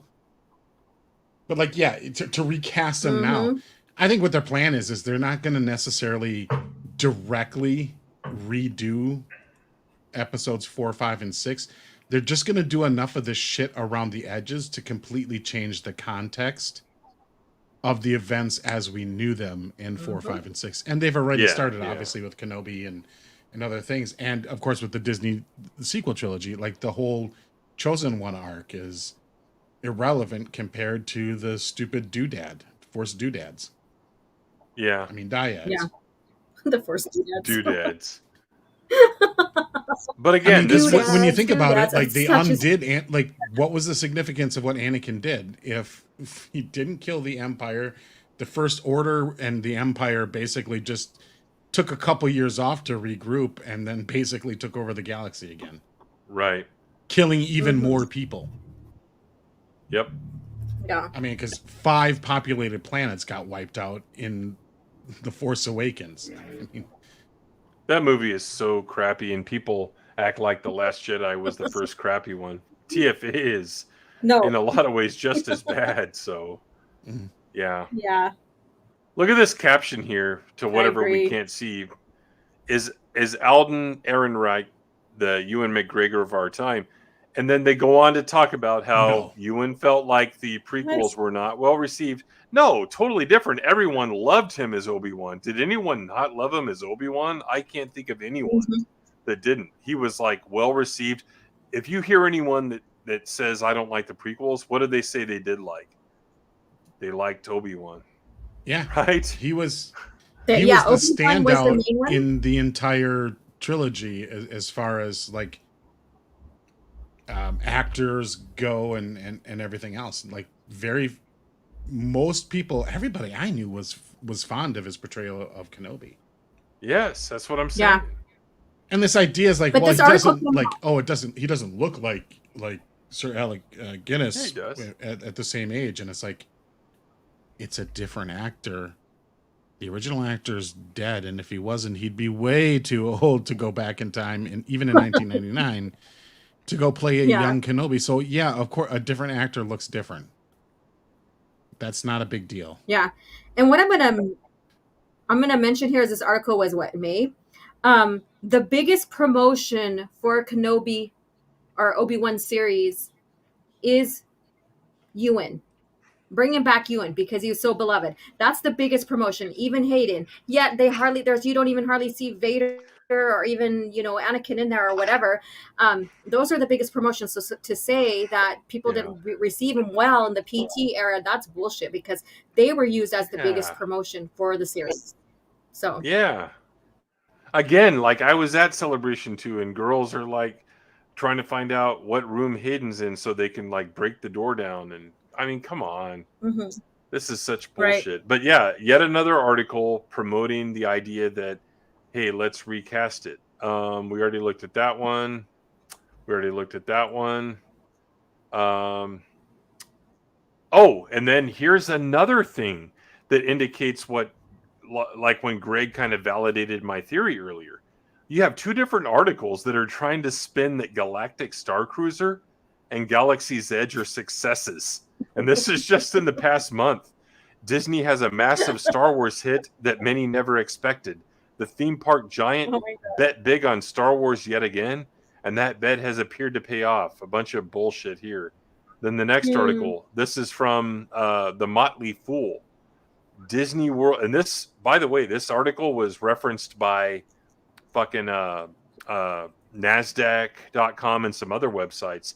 Disney World's Star Wars Hotel is not a flop. That's from today. That's an article from today. And look, we've got graphs, guys. It's not a flop. It's booked through August and all this bullshit. Wow. So they're not only are they trying to, build this idea that Disney Plus is a success with television shows, but these stupid attractions are successes when we know they're not. Just because it's booked through August, what does that mean? Maybe someone like went out and bought up all the tickets or something. That's like in the wrestling business, we call that papering out tickets, where you would give out free tickets just to make the arena look full whenever the show started. I mean, come on, who knows what's going on here? But we've seen the videos. No one likes this. And the other thing is, like, you want me to believe that when the major retailers out there are saying, like, yeah, we have a glut of inventory, we're in trouble.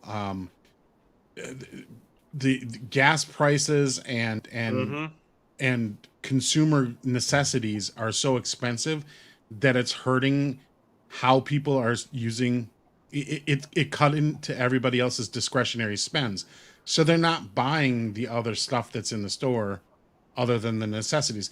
And then you want me to believe that Disney parks aren't affected by that? It's an entirely a discretionary spend. I don't like, I know a lot of people in our little social group and love to quote the Disney stock price as of late. One of the major reasons that Disney stock price is doing what it's doing has nothing to do with the Florida bill. It has nothing to do with go woke, go broke. It has to do with the fact that they are super exposed in the discretionary theme park and entertainment market. Yes, sir. And this is not going to be a particularly good time for them. Yep. So I don't buy that. Like, you can say, oh, it's filled till August. Well, maybe because this particular hotel is targeting not your average consumer as far as pricing goes. This is not the hotel that you take your family to on your like once a year big vacation. It's out of most people's reach. This is the weirdo Disney couples vacation with no kids, and they're like in their 30s, and they go to Disney. Those weirdo couples. But yeah. Yeah, let me. I think on Twitter with this, somebody posted like to, I don't know, one of these advice forums or whatever, and it was this lady they had their wedding at a Disney theme park, and they spent all their money. Oh, did you see? They didn't feed their guests. And what's that? I quote tweeted that. Oh, did like you? a few days ago? Yeah. Yeah, they didn't. They chose not to feed the guests or anything, or have a bar or anything, because they spent their money having like Mickey and Minnie Mouse show up to do like photo ops. Ugh, it's weird. And they're like, we don't understand why our guests didn't like that. And it's like, you're grown ass adults. Grow up. Yeah. Here it is. What I said was, she went into this. I'm a religion studies professor researching Disney, and I'm here to tell you why to stop pathologizing Disney adults. Trending again because of this point, a thread. And she goes on about how Disney is a religion pretty much. And then I say, bullet point number 1 makes a good case for Disney being a religion. And in parentheses, cult. And then next bullet point proves our point for us. Tongue sticking out emoji. I mean, are you kidding me? I mean, what a joke. Like, you weirdo. Wow.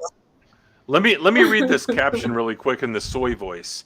If Star Wars Galactic Star Cruiser is a flop, you may have to wonder why it's sold out through the end of the peak summer travel season. I mean, again, it doesn't make any sense at all. What year or when was this published? Because today we were just oh shit. Yes. Oh my God. Well, we're, and then they'll say, well, it's Florida, and Florida's been open the whole time, blah, blah, blah. Well, the thing is like, Greg had a great point about like, people are now strapping down because of what's going on with our economy and stuff like that. So that doesn't make sense to even have your average, like even with your one child, family, to even consider on that stay. And that's not the average person. It's not. And I've been to where I spent a great amount of money to go on vacation, like on cruises and stuff. You really, really need to save. Like when you're, and have those opportunities and deals for family, like my oldest, he was like 8 years old when we went on a Mexican Riviera cruise, and we got him the whole cruise experience for him, and his age was only $69. So we came in on a deal. There's no deals in that. Everything is like a set price. Yes, just like cruise is a set price. Then you have the extra amount of money that you got to spend in-wise. It's like a land cruise, basically. And I compared that way before. You buy for the experience, or you purchase the experience at a certain price, and then you have to still buy it, by, your merch and other experiences going on, and our added experience and stuff. And not the average person is going to be in there. So Nope. that's not true. And do they have any, they have their stats on there, huh? And what are their stats based upon? Did they give us an average number and stuff? Let me see here. 52-week range. That's their stock. That's the stock. It's not the Galactic Star Cruiser stats. No one has that. Yeah. So what are they basing it upon? Stock then, which they can't. I guess just the fact that you can go out and try and schedule a vacation and there aren't any open spots. But again, that could mean anything. Did somebody go out there that's sympathetic and buy it up, or hey, I'm gonna give you a giveaway and you get to go to Galactic Star Cruiser, like some kind of you prize can have one of or something like those that. Hollywood retards. Yeah, and you can have one of those Hollywood retard families that that have a lot of money, and they're like, oh, we're gonna do that, and we're gonna spend this time, and we're gonna invite our friends and stuff like that, and then have that experience because they can't afford that. It's not the average. They need to show average person. Is there average person? I highly doubt it. So, yeah. Yes, for sure. But again, an article last month on Galaxy's Edge, and then this today on the hotel. All this stuff together that we've looked at tonight, like this, and then you look at, we want to recast, and it's telling you that they're like pushing toward, I guess, like psychologically, what's the word I'm looking for? Psychologically conditioning fans to accept the new stuff almost, and getting rid of the old ones. And maybe we'll take a loss for a little bit, but then we'll get all the cartoon avatar weirdos when they get into their 20s, 30s. They will be our new fans, and we have the Star Wars brand. That's what I think their strategy is. Mm-hmm. Yeah. Well, and they're trying to project success too, and that's what I'm saying. It's gaslighting people into thinking this is a success when it's not. Well, I better go to Galactic Star Cruiser. You're missing out because everybody else is going. Yes. And, it's also designed to prop up their, investor confidence as well, right? Look, this is a huge success. I'd be curious, like, they're not going to recoup all their investment costs, obviously, in the first year of this little hotel thing being open. I'd be really interested to see what the return stats are. How many people go through this hotel and then actually book it again? That would be pretty telling. Oh, did you hear one of these articles says they've reached out to visitors in the past and they're asking them to be part of a focus group?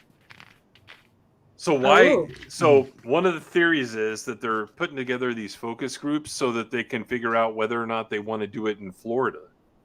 But I think it's something else. It's finding a way to improve the experience at the one that they currently have, which is in Los Angeles. Why would they even be doing that unless and until they've made the one in LA successful? So that's one of the main thrusts of one of these articles is that they're putting together these focus groups of confirmed visitors of Galactic Star Cruiser. So it's bullshit. Yeah. So that's what I think they're doing. That's what I straight up said in my video this morning on point 3. They're saying, I think they said at some point, fuck it. We have momentum with Mandalorian and Baby Yoda, right? So we're going to just slowly keep giving these fans the sights and sound of Star Wars. Plus we'll get the new stuff like High Republic and like Acolyte and whatever else they're putting out. And then slowly we'll replace the old fans with the new fans. And if any of the old fans want to jump along for the ride, then hey, great. Because we know that's going to happen. We've seen it before. I hate Disney. I'm done with them. And then 2 months later, guess what? They're doing it again. Which is a great segue. Because again, on the thumbnail you see what the hell did I call it? Like source tube. You have all these channels. We'll just call them out by name. You've got Mike Zero and Overlord DVD and whoever else. There's a civil war and everything's going to get better. Well, guess what? A lot of them are jumping on the bandwagon of trashing Obi-Wan Kenobi show because it sucks. Wait a minute, guys. I thought we were trending toward good stuff, and there was a hope. It was a false hope, guys, and that's all they've been selling for a long time. Like, stop supporting them because they're lying to you. Why can't they just be entertaining people? They seem kind of likable, some of them, sometimes. Why not just be entertaining instead of going out there and trying to build a following off this false hope that was proven to be complete bullshit over the past just 2 months? Read the Vanity Fair stuff alone, and you know it's bullshit. Right. Yeah. No civil war. Well, this is the thing. Okay, so I'm just gonna go there. So DVD basically said, without respect, we reject. But if you really want something good, we should also go into if the content is good, then we respect and we'll support that, because then they'll change their way. And so he's right in the fence on that. So he's like, without reject on the things we hate, but then let's go ahead and still support them on the things we love. And then maybe they'll change. Yes. Yeah. And okay, how's that working for you, guys? Yeah. You supported the Mandalorian, and they gave you Book of Boba Fett and Obi-Wan. So how's that strategy working out for you? And Bad Batch and Omega. And Bad Batch. Yeah. Mm-hmm. And Galactic Star Cruiser and all this other shit. High Republic, right? And being called a racist in the real world. So right, and then and they're still calling you a racist because you didn't like Reva. Yes. So right. Supporting the Mandalorian, how did that work? How's it going, guys? And Bacon has it right. Young Rippa says they're addicted, and they're exactly right. It's not that they're addicted to the companies. We've said this before. They're addicted to, I gotta be in on the conversation. Like, for me, it's really hard because I go to work and, the gang will go to lunch and it's like, oh, we're talking about sports. I have no fucking clue what's going on in sports because I gave up sports because they're woke and I'm tired of it. So it's really hard not to be in on the conversation, but that's part of being a culture warrior. You have to make sacrifices, and people are not willing to do that. They want to be in on the Star Wars conversation if you're a Star Wars fan. So Bacon, you're right. Yeah.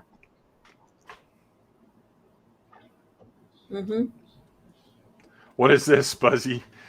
He had Cameron Pasha, who was let go of Disney and others from Hollywood, talking on his channel, so I had confidence in them. Well, I'll tell you what, right now, I wouldn't have confidence in anything that guy says. So, anyway, straight up. That's another. Yeah, that's another one right there. It's like no source has been proven or anything. He's just one of the. Oh, you got to read between the lines. Yeah, that too. Read between the lines, or I lived here for this long, kind of deal. This article that only says her name once is all about her. I can't believe it, guys. This is all about Kathleen Kennedy. Yeah, right. You're full of shit. I mean, here's something. Here's something to some advice for everybody. If you want to gauge the authenticity and how genuine somebody is, it's like, when somebody is telling you what you want to hear over and over and over again. Yes. And not offering the other possibilities, they're playing you. Yeah. For a fool. Do you think that they are following the same line as media is doing with the stage up right here, where they're slowly conditioning people to accept the Star Wars being, rebooted and stuff like that? Because you see the pattern. We're talking about this pattern. So do you think that these people who are either on the fence or, using their platforms for that are doing the same thing? Well, yeah. Did you see what the Overlord said this week? Greg, do you have the exact? I don't. Let me see if I can You know what find I'm it. talking about, Greg? I think you Yep. shared it to us. He said something along the lines of, "Hey guys, when there is something good, like we have to support it, blah blah blah." No, we don't. Mm-hmm.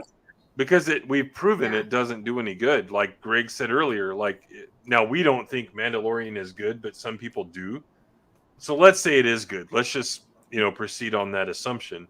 What has it gotten you? Like Greg said earlier, more High Republic, Reva, being Mm-hmm. called a racist, all that stuff. It isn't improving anything.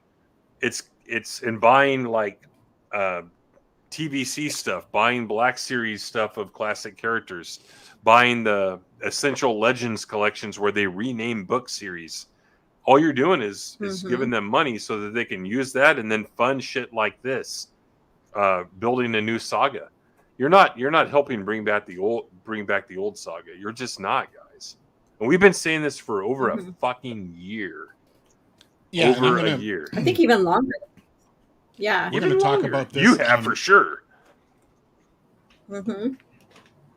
We're going to talk about this on Sunday night, Tim, but the tweet is, folks, I know it's tough for some, given that the Orville is on Hulu, and Hulu is owned by Disney.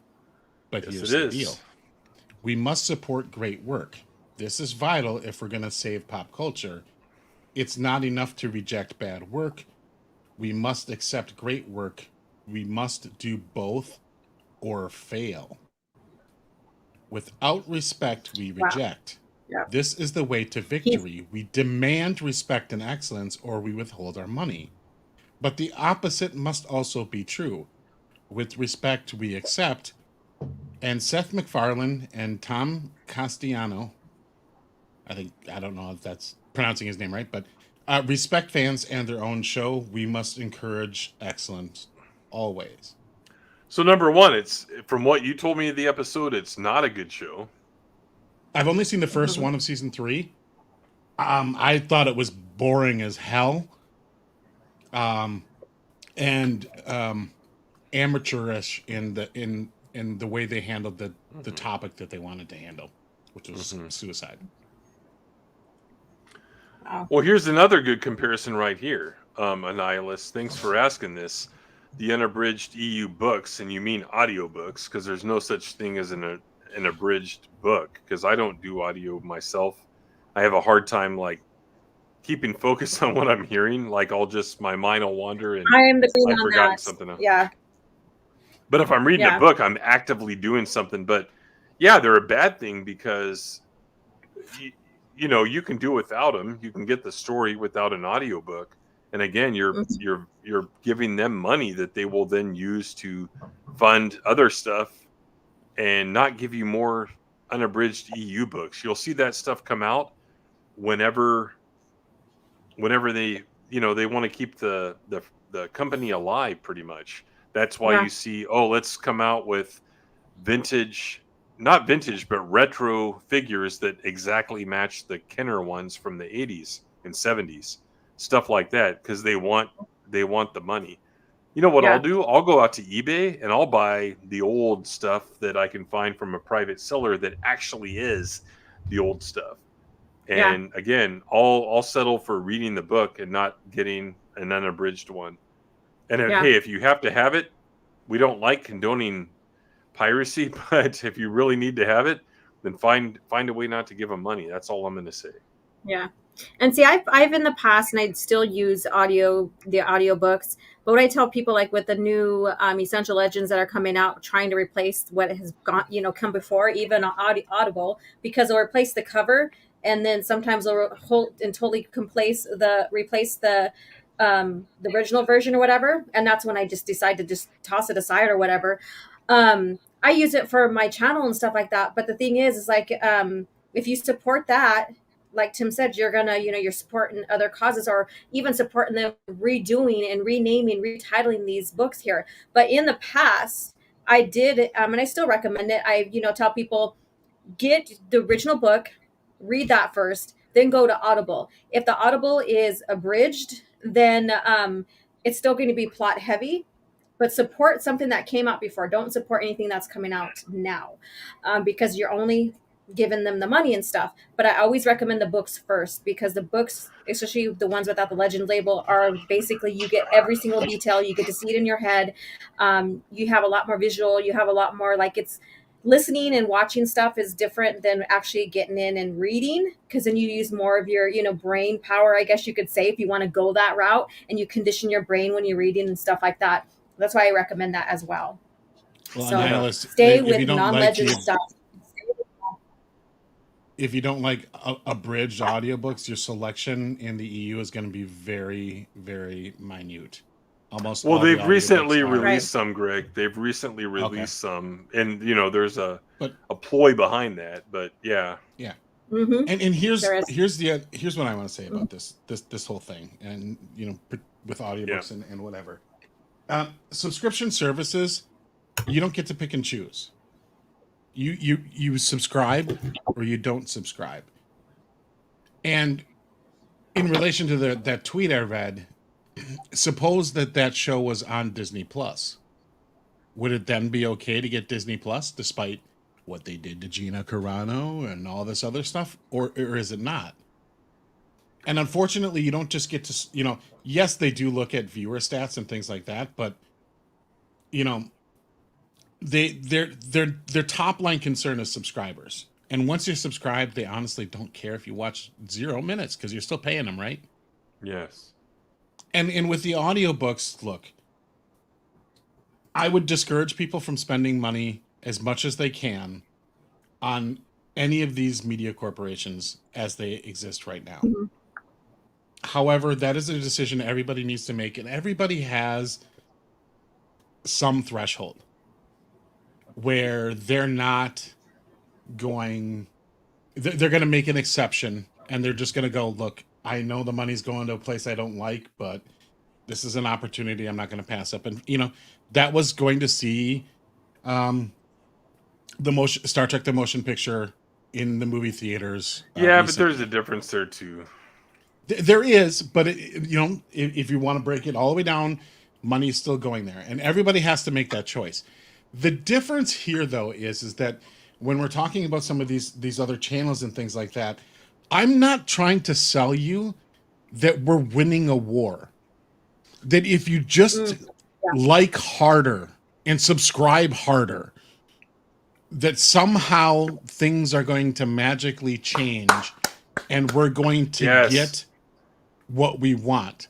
I'm not selling you that line of bullshit, because it's bullshit. Yes. And I've known it's been bullshit. I was hopeful for a time, but our opportunity was 2020 to actually make a stand and say, you know what, we are going to reject Hollywood in its current configuration. They were starved for money. They weren't able to produce content because of the lockdowns and all that other stuff. They were on the ropes. Yes. And we missed that opportunity. So, I have no delusion that somehow Disney is going to change and it's going to turn the corner and everything. And if we just tell them we like this one particular show, that somehow magically things are going to get better, because the evidence and the history says that's not true. And I'm not trying to sell you that. And I don't think we're, I think I can speak for the panel here, that we're not trying to sell you that. Everybody's going to need to make that personal choice. I have not gone to see Top Gun Maverick because I didn't want to give money to Paramount. Although I really want to see it. And I know 2 years ago you wanted to see that. I remember I want to see the movie. I love the original Top Gun. Mm-hmm. I want to see it. I've just said, you know what? I'm going to wait, and I'm going to skip this one, and it's a personal choice. Yes. Yeah. And I would encourage people to make that choice. Well, and but I'm not going to condemn them unless they're out there saying, "Oh, we're going to win this war." Bullshit. Yeah, that's the thing. When you look at my profile, whatever, it says Culture War Realist, and what that means is, for me, I'm probably a little bit more pessimistic. I don't think we're going to win. I don't think that things, if you look at my Culture War Reality series from late fall to early winter, I'm like, Rancor HasLab project didn't get qualified, whatever the hell the term is. That's a win. Not really, because we're continuing to barf money all over Disney and Lucasfilm. I think it's possible we could win. I just don't think it's probable. You know, if you look at like young Ripa, he thinks we are going to win. I just don't see enough momentum and proper action from people in terms of withholding their money from all these mega conglomerates to make us win. So I'm pretty negative on it, and that's what it means by being a culture war realist. But at the same time, I'm not going to give up. I'm going to go down fighting. I'm going to go down with the ship. That's my. Well, yeah, I'm certainly not going to. I'm not going to whistle past the graveyard. As it's going down. I think the closest thing we're going to get to victory is that we get some decent alternatives that we can have kind of a separate but equal kind of scenario. Because I don't think Hollywood itself is going to go away. I mean, half the country thinks like they do, or a good chunk of it does. So, like, they have a market. They're going to continue to have a market. I would advise people, like, you want to support things you like, then support the alternatives that are out there if you like them. I mean, I think just buying some indie production thing just because it's indie isn't the right thing to do either. No. Because it's got to be good. In order for it to be sustainable, it's got to be good. Yeah. And I think that's the best case scenario is we get, people like the Daily Wire are going to put out some of their stuff, and it'll be independent, and you can watch it or you can not watch it, and there'll be some alternatives. Yeah. That's the best case scenario. Right. Agreed. Let me read this 12-month member chat, the second one of the night, and also the second one that's first class. Jack of all casuals, long time, first time, original member of the channel. Hey, Tim, OG, Greg in chat. Been working a lot lately, so been missing the live streams, but still watching the replay. Proud to say I've been here since the beginning. There it is. Here to another 50 spacings. Yeah, and what's crazy is if we had done one every week, because originally I was doing it every other week, because there wasn't really a lot to talk about, or at least we couldn't find a lot to talk about, we'd be up to, like 75 or so. Well, and we were doing like 4 other streams in a week as well. So. Yeah, you've got Indecent Behavior, you've got Fall of Night, and Ring into Focus, and all this other stuff. So yeah, thank you very much, sir. Thanks for being an original, and I hope you stay for another 12 months. Appreciate it.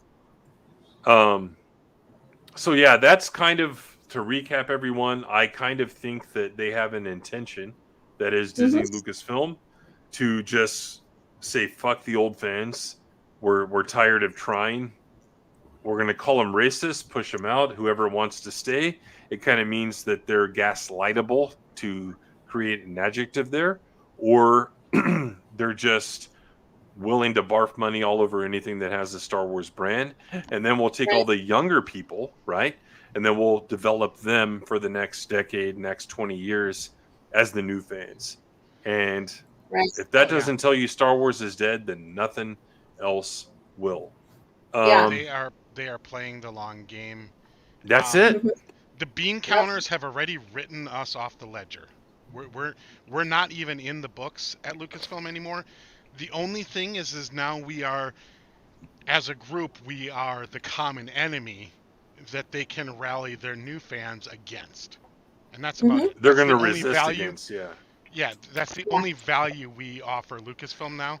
That's the only value that's on the books, on their ledgers, as far as people like us are concerned. Right. And that's what I said, too, is basically they're setting the stage. They set the stage for that, to gaslight, to call us racist, what have you. We are just a thorn in their asses that they're hoping now they're going to die off soon. So, we'll just have to ride this wave out and still gaslight them or what have you, and prep or groom our new fans. Surfers. There you go. Yep. Before I read these super chats, let's read this comment from Yvonne Solomon, always showing up to the streams, a lot of times as a lurker. I'd respect more of the culture war guys if they promoted real alternatives like CG does, instead of continuing to throw money at companies that hate them. Yeah, and here's the thing. You could say, and we'll just say some names. If I'm Critical Drinker, I'm reviewing this, and blah, blah, blah. But here's what happens when he does it. Everyone wants to be like him because he's a pretty cool guy. So then they go out and watch the stuff that they know they won't like too. That's what happens. I mean, you cannot deny that. So very good point, Yvonne. Let's back up here. $5 from Melissa Lord. Great stream. Love y'all. Tim, Greg, and OG. But Wade was a jabroni. Asked Jobber. Hashtag justice for Biggs. That's Biggs Darklighter. Luke's childhood friend that joined the Empire, then jumped ship and joined the Rebellion. And I paid $0 for Maverick. Because you know that Melissa's one of the ones that sails the high seas for sure. She's an Anne Bonny. I don't know if you know who Anne Bonny is, like a famous female pirate that posed as a man. Anyway, thank you very much for the $5, Melissa. And then Star Wars Mansplained, another Knight of Melvin. Definitely a channel you should check out just based on the name alone, because we all know Star Wars Explained are a bunch of Disney shills. He says the entertainment on YouTube and other platforms is more specialized and mostly better than anything Hollywood has to offer, and they're afraid. And yeah, that's something I'm working on. Like, I put out a tweet a few days ago, several days ago actually, and I'm like, man, when I look at this science fiction art, it makes me want to work on my project. And it's not going to be visual necessarily, but it's going to be a story. And imagine if it got picked up, for some kind of series. That would be badass. Maybe by the time it we'll be past all the ESG stuff. That's the environmental, social, and governance. Yes. Yeah, and all companies are affected by it. Maybe we'll be past that and my thing could become a reality. But either way, in written form, it's going to have great characters. It's going to have a good plot. It's going to have, like, episodic aspects to it. To, like, this is the message in this story while still advancing the overall plot. I just wish I had more time on my hands. That's the only thing. But thank you very much for the $9.99 Star Wars Mansplained. That is deserving of another clip. Let's do these guys who were, by the way, having a flame war with Ethan Van Sciver tonight. I don't know if you guys saw that or not. Today, actually. No. Here we go.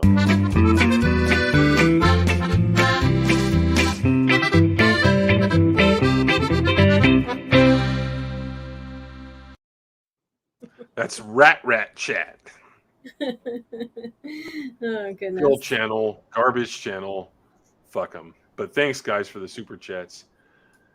Oh, that's awesome. I didn't know that could be not reached. I'll have to reach out to you because for me, I want to do something like, okay, it's like a novel, but at the same time, I want some kind of visual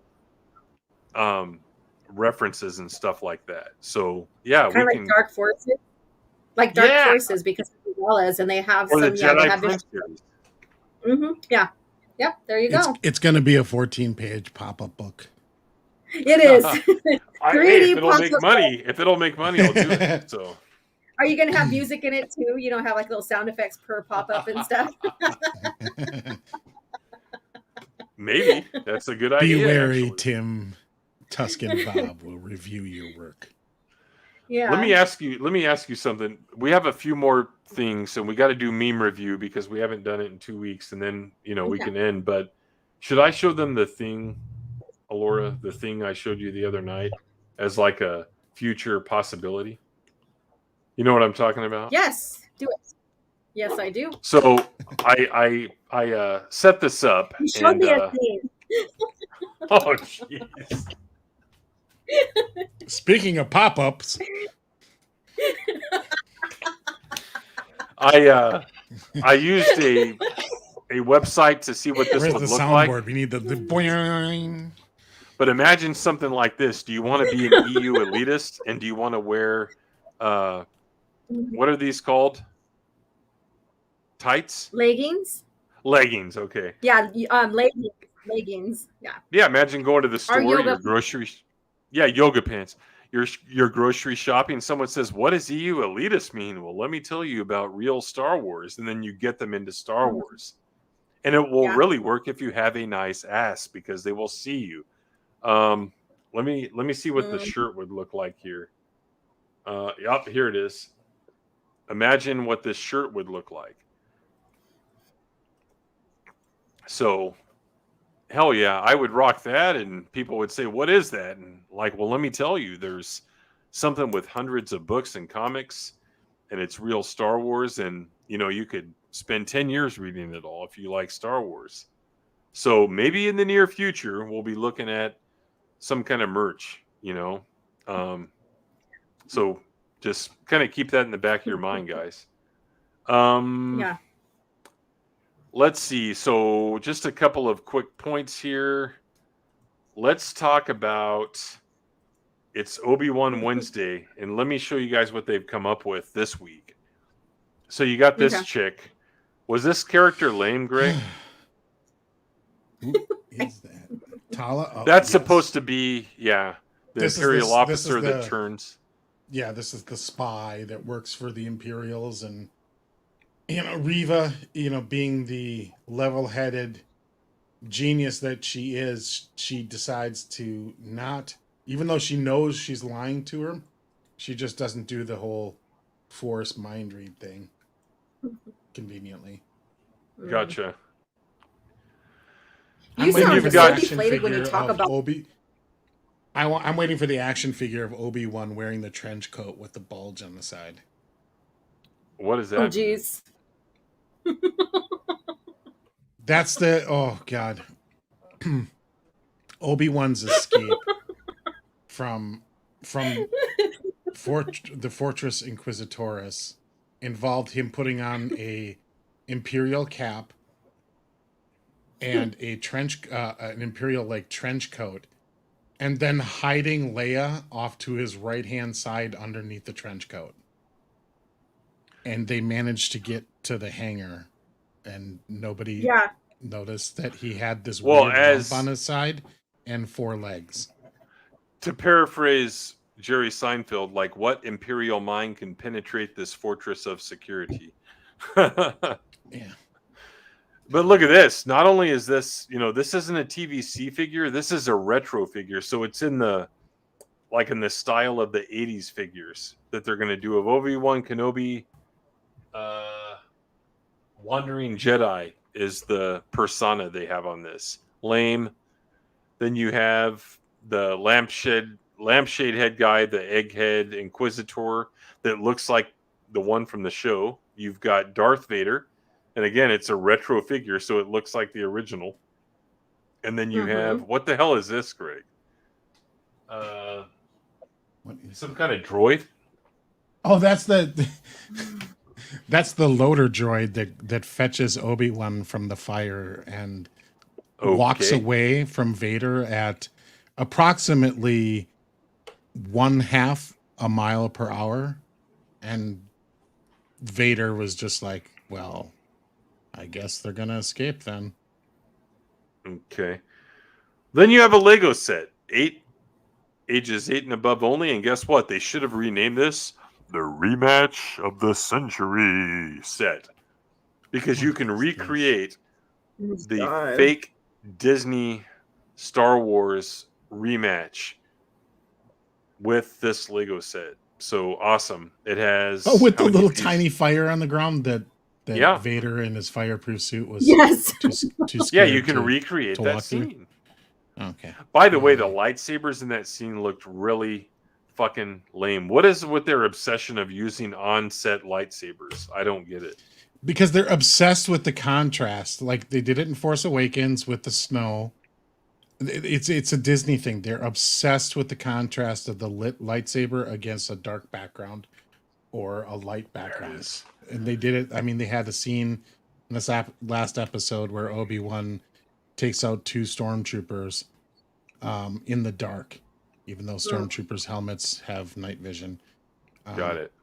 And he slices at them But and hacks them, but doesn't the lightsaber works like a baseball bat in that scene, and it doesn't chop them in half or cut them in any way. Mm-hmm. Yeah, because they have because they have Beskar armor, right? Right, OG? Yeah. Yeah, stormtroopers have Beskar. According to some of them have Beskar, you know. According to Douche. So, and then you have of course they had to release this, the new Baby Yoda, everyone. It's layers. Oh, you know they're going to have like full models of that thing, like actual little and robots. You're going to be able to switch its eye Absolutely. Or its the color on there because because of the fact that it's now has a it's now got the tracker in it, which like Leia would never notice. To be like, wow, your eye thingy is not blue anymore, it's red. Weird. It's red. What happened? But I'm gonna go back to what I was gonna say about George Lucas. I'm so glad that he didn't focus on like lighting contrast when it became with the lightsabers, other than making sure that they were able to be seen, because we know behind the scenes, if we want to go that way, is like the reason why Luke had blue was or green because of the background and stuff. He was more focused on the story than having the saber sticks glow in the background to create dramatic effects. So I'm so glad he focused on story. So Agreed. But of course they were going to release this stupid droid. Are these ears really what it looks like, Greg? This is pretty cartoony versus what it looks like. Like the actual droid isn't nearly as. It's much flatter than that, and in the show. Mm-hmm. And that's like its little wing things or something. Okay. Yeah. Anyway, like as soon as that thing was on screen, I was like, "Oh, that's a toy." I mean, it's obvious, right? And then lastly, I want to talk about this. So here's the thing, like Tamora Morrison seems like a nice guy. Poor guy. But yeah, he seems totally lost in every interview. Star Wars actor wants old Boba Fett, ditches Disney reboot. We gotta scroll down here because it shows like a recap of every new character or every character in Mandalorian and stuff. And he says... Shit, where is the quote at? Dadgummit. We got to bring him back somewhere. We got to see the old Boba Fett. We reintroduced him. We found out some stuff. But I think it's time to get him back to his old badass ways. No two ways around that. So I think we sort of have to scope back to go back there. But that's out of my control. I'll just see what happens. So it's pretty clear he wasn't happy with what happened in Book of Boba Fett, because that was trash. It probably wasn't what he signed up for, to be quite frank, because we know what he did in the Southern California episode of Mandalorian, where he takes the gaffy stick and just beats the shit out of all the dumbest stormtroopers in the galaxy. But yeah, it's pretty hilarious that he's saying this, because that was an awful series just based on what Rhino showed on our streams. So well, could you imagine being in his shoes though? Really? Like here's your opportunity to get back into the game, basically a major project, a character that's revered, and you read the script after you signed on to it and you're like, fuck. Snorting lizards. I didn't believe that until you guys showed it to me on the screen. I didn't believe it was a real thing. Yeah. I mean, I actually legitimately feel bad for him. Like he's what they did with his character is just insane. But and we talked about it on Casual Rage about this possibility of like a Reva spin-off show, right? Because that's the rumor. And it was like, look, guys, let's look at the history now. What has Disney done with its characters and shows that are supposed to feature a quote-unquote darker character, a grittier show, a bounty hunter type show? And like, what are Inquisitors? What is the essential job of an Inquisitor? They're essentially Jedi. They're bounty hunters for Jedi that are just permanently hired. They're not freelance. They're just working directly for the Empire. But essentially, the they're bounty hunters. Is basically being a Force user. So that's all it is. Bounty hunters with Force abilities to hunt Jedi, because of course they need that to be able to match the Jedi. Yeah. And I said on that show, based on what we've seen Disney do so far, we've had 3 seasons. 3 seasons now. Mandalorian Season 1, Mandalorian Season 2, and Book of Boba Fett that are supposed to feature a bounty hunter. And how many bounties have we gotten? Grogu. The one guy in Book of Boba Fett that Mando slices in half in in Book of Boba Fett, the Mandalorian episode that's in the middle of the Book of Boba Fett thing. In the very beginning of the episode, he's on this ring planet thing, and he hunts one bounty. And then the blue guy, the Blue Man Group guy. The guy in real life that turned out to be like a molester or something. Right. So I think out of 3 seasons of a show about bounty hunters, we've seen 3 bounties get captured. What do you think they're going to do with an Inquisitor series if they do an Inquisitor series? I mean, their history is their track record is pretty fucking awful. Right. So even if you like Reva and you like the concept of Inquisitors, and I don't, you should have no expectations from the show, because they've tried 3 seasons with this type of thing, and then we've gotten something completely different. Mm-hmm. They're incapable. Well, so as much as I want to say, I'm sorry. As much as I want to say, I feel bad for Tamara Maris and what's happened. You ain't gonna get it, buddy. So you should just if you don't want it to be this character, just walk away. Yeah, because they're not gonna redeem your character. Yeah, anytime you watch an interview in person or in script, here in text, this guy is just. I don't want to say he's lost, but he's just naive, I think is the best term. It's dude, this is Disney Lucasfilm. They're going to screw your character over. Sorry.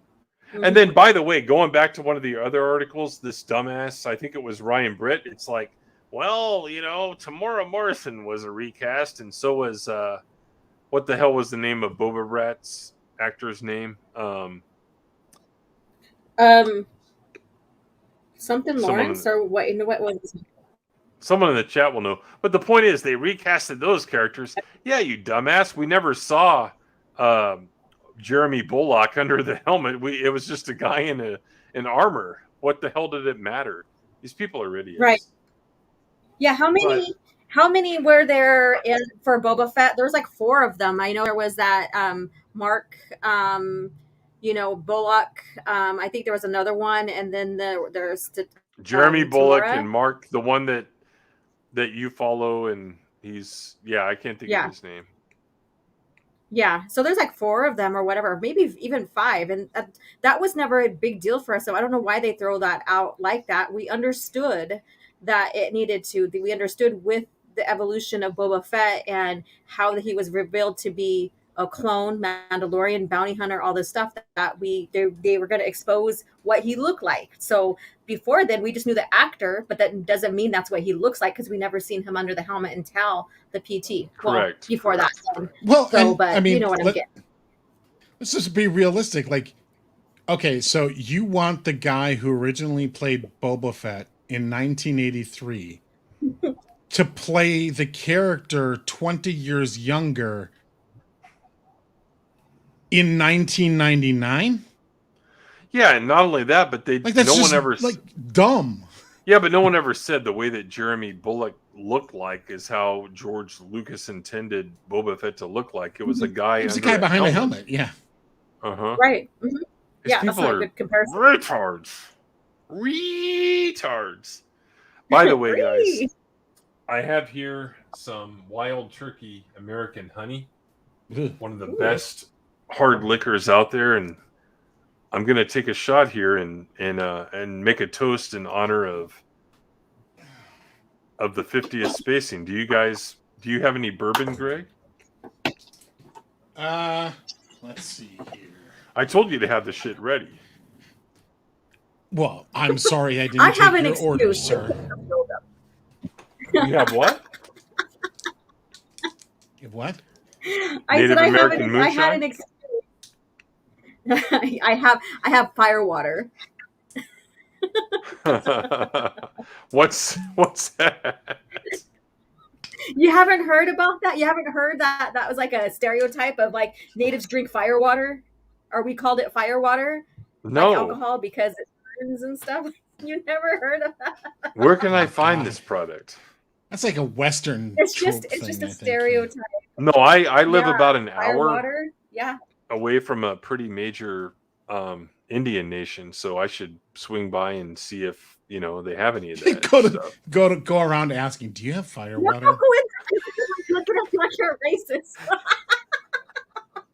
It's don't take me literally, please. And if they say No, just say like, I racist. can't believe you don't have fire water. I thought you guys were all drunks. I'll wear a feather, like in I'll be fine. Oh my god. Okay, okay. Just go all out. No, I'll wear a Tuscan mask. That's it. That's what I'll do. Yeah, there you go. And then a T-shirt that says hashtag Tuscan Lives Matter, and I'll be good. No, but I've got this right here. All right, I got some Elijah Craig small batch. She's laughing so hard she had to go off camera. Star Wars fans are the real racists, actually, guys. They were right. No. And by the way, I'm going to expand on that video I made today, and I'm going to prove over the long term how Disney Lucasfilm are the real racists. Because they are. I mean, I have proof, and I'm going to show it over the past, 7 years or so. You guys got it? You ready? She's pouring it right now. I will. I don't have nothing on me, so I'll just drink water. Is I it didn't have fire time to water? look up anything. Boo. Fire water, right here. All right, here we are. 50 shows to 100 more. Me drinking fire water. Oh, man, that's good. That's good stuff. Here it is, guys. Go to your liquor store and buy some of this. I have it backward. I'm not a big fan of wild turkey. It's American honey, dude. It tastes like honey, but really strong. Like fire honey, I think is what they call it. Ooh. That was warm. It was like fire water. Oh my god, this is not gonna right now. No, but thanks to the chat, thanks to the members, thanks to the panel, thanks to everyone who's promoted me. You guys are awesome. And honestly, within 6 weeks, I think we can get 77 subs and have 2,000 subs within 2 years of my first video. And again, it's all about views, but it's good to have subs because if you can have them around, then they're more likely to see your videos. So thank you to everyone who's been involved with the channel. You guys are badasses. And then, Skirmitar is actually making a live stream. He sent a member chat. 12 months, the third one of the night with that lime green Open-Airlock Policy logo. And he says, cheers, everyone. That guy's a badass. He makes a lot of clips and shorts and all that stuff for a lot of different channels. So, good guy.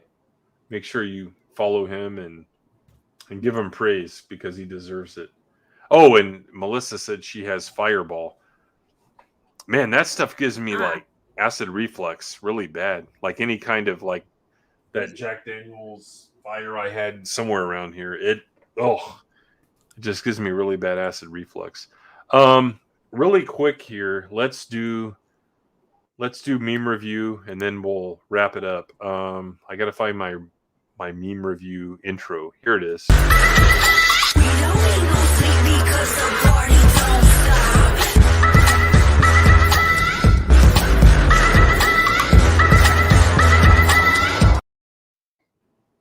All right. Let's see.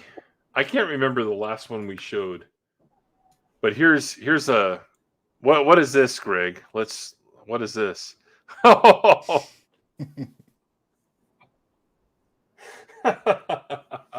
boy. Oh man, that's good. On there? I've got him in the reverse chin lock. Yes. Is that Liquid Blake? Nope. Skirmitar. Yeah, that would be Skirmitar. Jeez. Let's see what I've got here. So this is just kind of an innocent one. You've got Zev Sineska here. Real Star Wars. Do you copy? This is Rogue 2. True Canon. Do you copy? This is Rogue 2. Good morning. Nice of you guys to drop by. Elitist Space. This is Rogue 2. I found them. Repeat, I found them. And it's expanded universe because it's real Star Wars. That one got a lot of likes. That was a fun one. Let's see here. What's this one? Oh, let's show yours. Alora, you did a good one. And it was Vader or Anakin, actually, not Vader, and then Luke. Mm-hmm. So Vader is Star Wars episodes 3 and 4, and Luke is EU fans. And it's Obi-Wan Kenobi leaks and continuity errors, and Vader says, "Tell them you were right." Exactly, because we were right. We told you guys this shit for 2 years almost. Oh, this was a great one. I actually laughed when I did this one. I know you don't like Disney Star Wars, but you should try Lords of the Sith, Fallen Order, the Vader comic, the Thrawn books, we don't do that here. I enjoyed that one. What's this one, Greg? Who made this? The son of a bitch, whoever did that. I don't think they're the same picture because I see quite a difference between the two. Who's the guy on the left, Greg? I can't even tell. I don't know who that is. He looks familiar, eh? I don't know. I got another one too. Yeah, get it ready. Oh, here was a good one. This one was very polarizing, as anything is with the subject matter. But you've got Dave Filoni talking about honoring classic Star Wars, putting a medal on Dave Filoni, destroying classic Star Wars. So that one was like, man, probably 70-30, just like my Dave Filoni video from February last year. What have we got here? Chat says that was Shia LaBeouf. Hey, whoever did this, let me know who they are so I can like order like a missile strike on their home. Please. Well, I guess you're going to have to do 3 missile strikes because they're all the same source. That son of a bitch. Now here's like a meta one, and I'm going to like shut up on this one, and Alora can explain it to us. Oh boy, what the hell is going on? Luke after Shira, Alex, Swinger, Gariel, Callista, Akana. Delicious. Finally, some good fucking food. That means that our Luke basically was Chad compared to Disney's Luke. Yeah, and he got him some Mara because and he finished up all the rest. Yeah, those were all the hors d'oeuvres, I guess you could say. I'm just gonna go there, and Mara basically was the grand finale that he stuck with. There you go. I said it. The woman on your stream tonight said it. So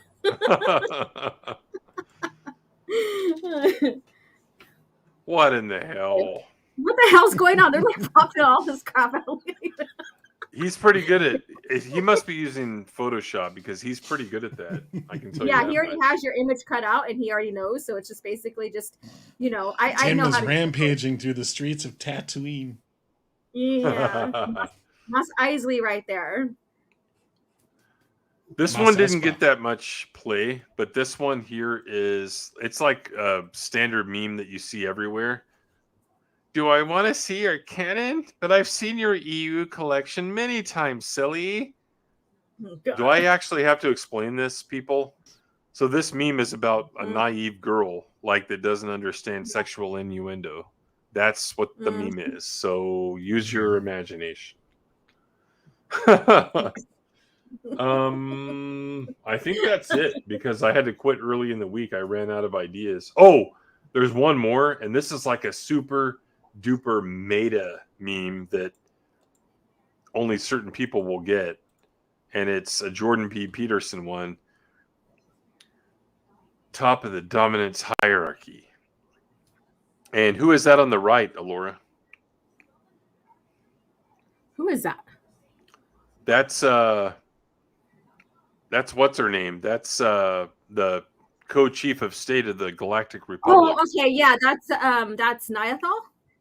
Yeah, that's Niathal, because she made it to the top of the dominance hierarchy because she was co-chief of state. Not you, bucko, because Akbar only made it to admiral. And then, of course, Jordan B. Peterson believes in using lobsters as an analogy to the getting to the top of the dominance hierarchy. So not too many people got that one, but that's too many. Yeah, she's a fishy. Yeah. At first, well, maybe because some people don't know who Niathal is compared to Akbar. Maybe that's why. I don't know. But who knows? Right. It's like a Mon Calamari with boobs. So there you just go. think about it that way. I think that's all of them, guys. So those are the memes. All right. Yeah, Red Skull.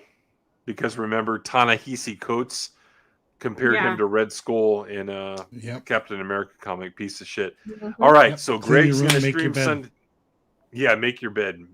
Go clean your room. Greg's going to stream Sunday night. I'm going to be on there with him at least for a little bit to talk about New Trek. So definitely be there Sunday night. Anything else, Greg? No, that's about it. Sunday night, probably 9:30 p.m. Sweeter, Peter.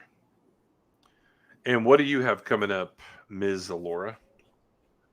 All right, so I have all these video ideas. I don't know which one I want to land on yet, but first of all, Coffee Chat is going to move to Mondays on the 13th and the 20th because I will be out of town during those Thursdays. And so it's still the same time, 9 a.m. Pacific Standard Time.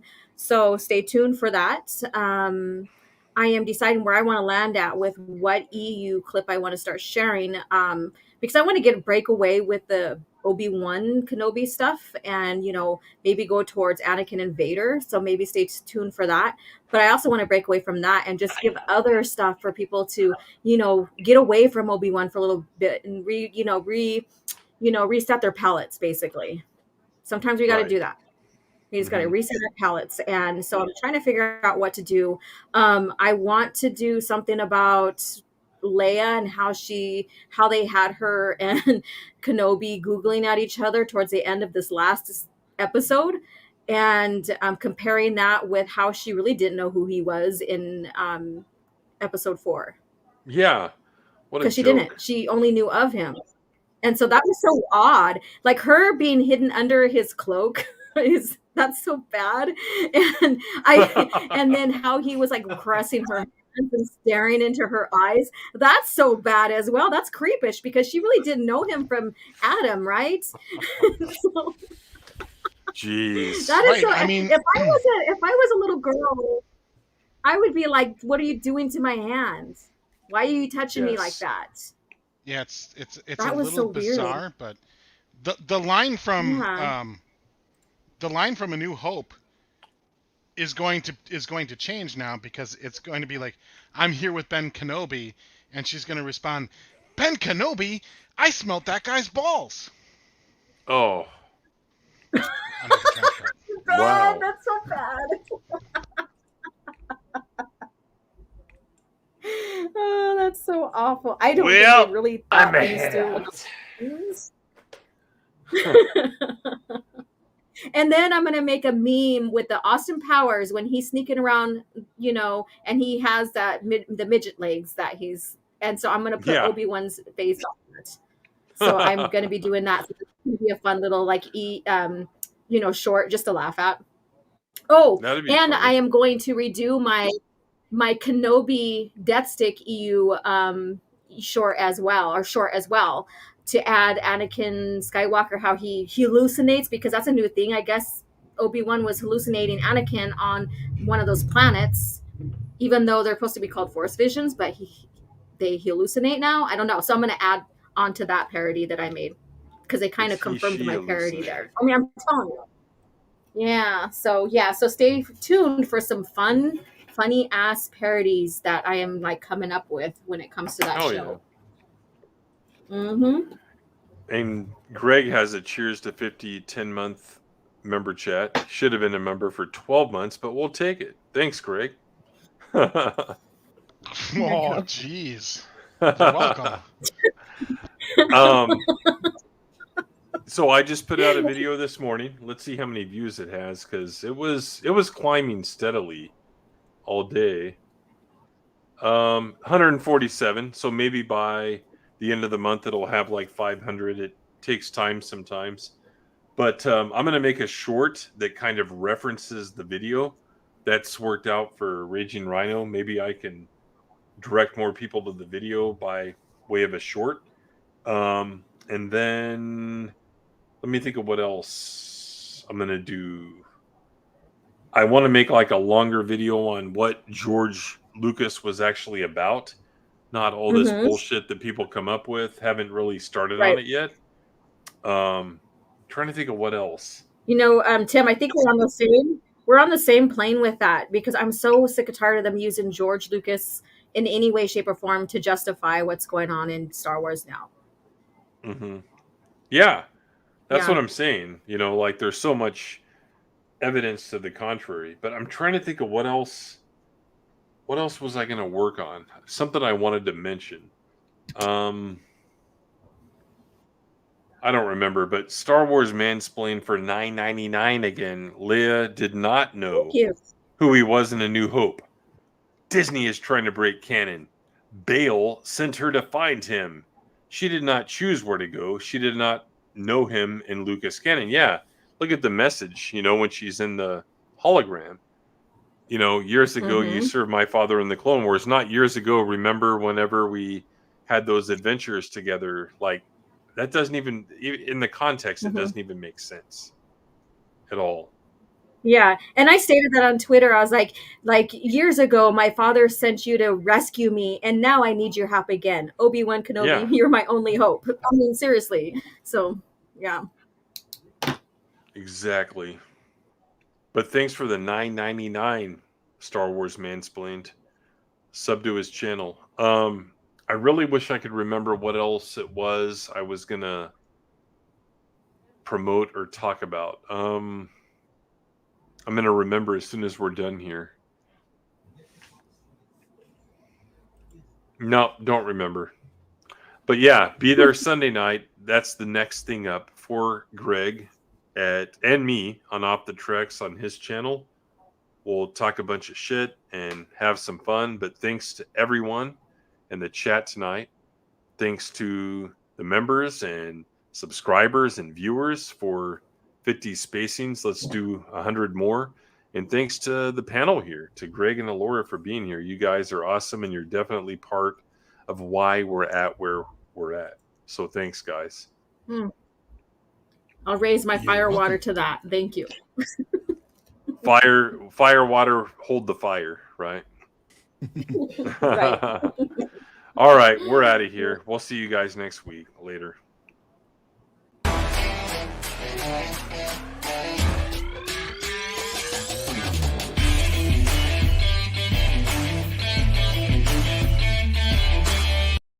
Roll this one around in your head. Shooting a senior officer is an act of treason and mutiny. The penalty is spacing. They put you in an airlock, seal it, and open the space door. You spend the next 5 minutes chewing vacuum until your lungs turn inside out, your eyeballs freeze, and your heart explodes. It's the worst kind of death you can imagine. And when that day comes, I'll be there to push the button.